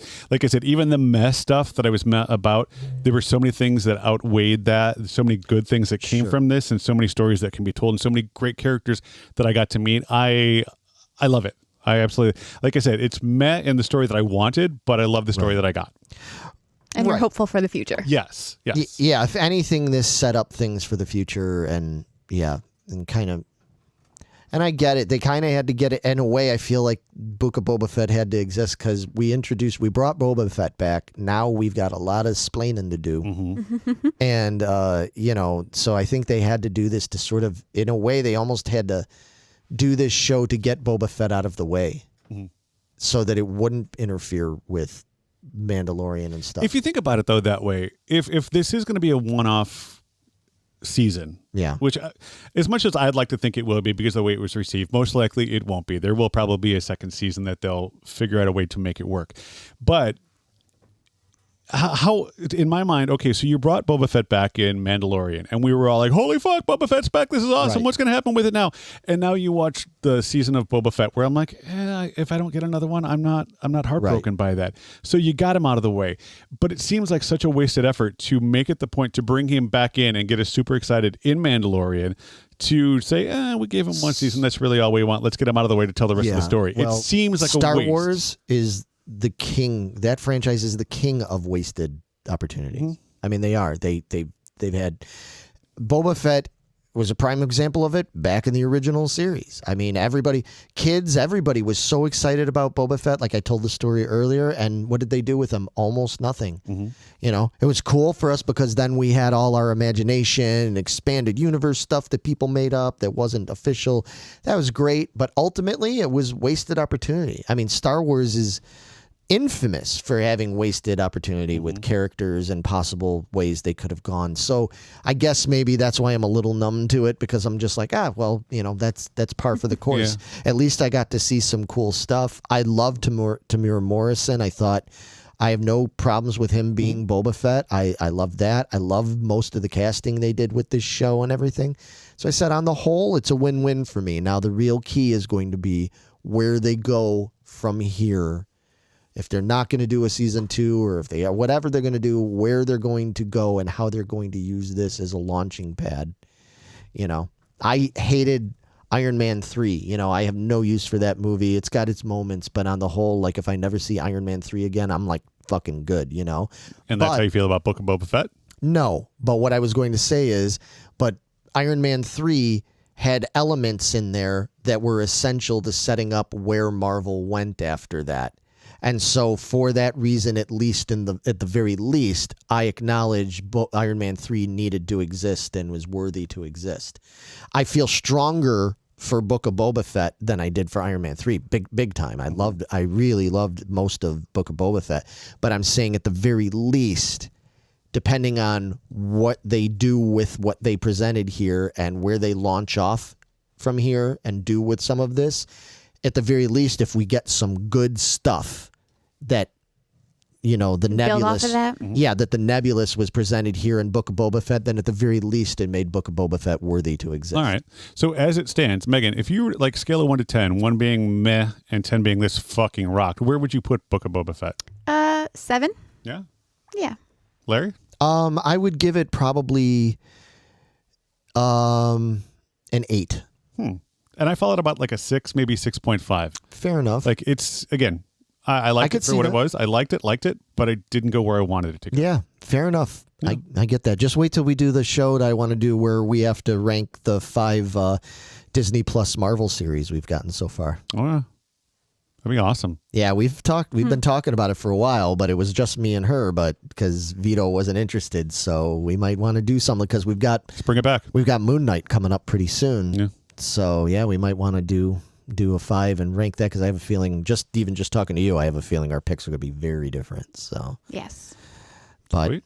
this has been fun. Yeah, people coming in with their rankings 7.5. I have a feeling that's going to be. I think a lot of people are going to be in that. That's not terrible. They're going to be in between the 6 and 8 or the 5 and 8 kind of area. Like not horrible, but not like mind-numbingly amazing kind of thing. Where like honestly, for me, season 2 of Mando, that's a good like 8.5, 9 for me. Like that. it was great. That checked all the boxes that I wanted. And again, you're right. That ending when you want to talk about not only one of the best endings in a Star Wars film, but like as far as TV shows go, like I wish that I was a part of the Geeking Poetic then, because there's so many things I want to talk about with that are completely irrelevant now.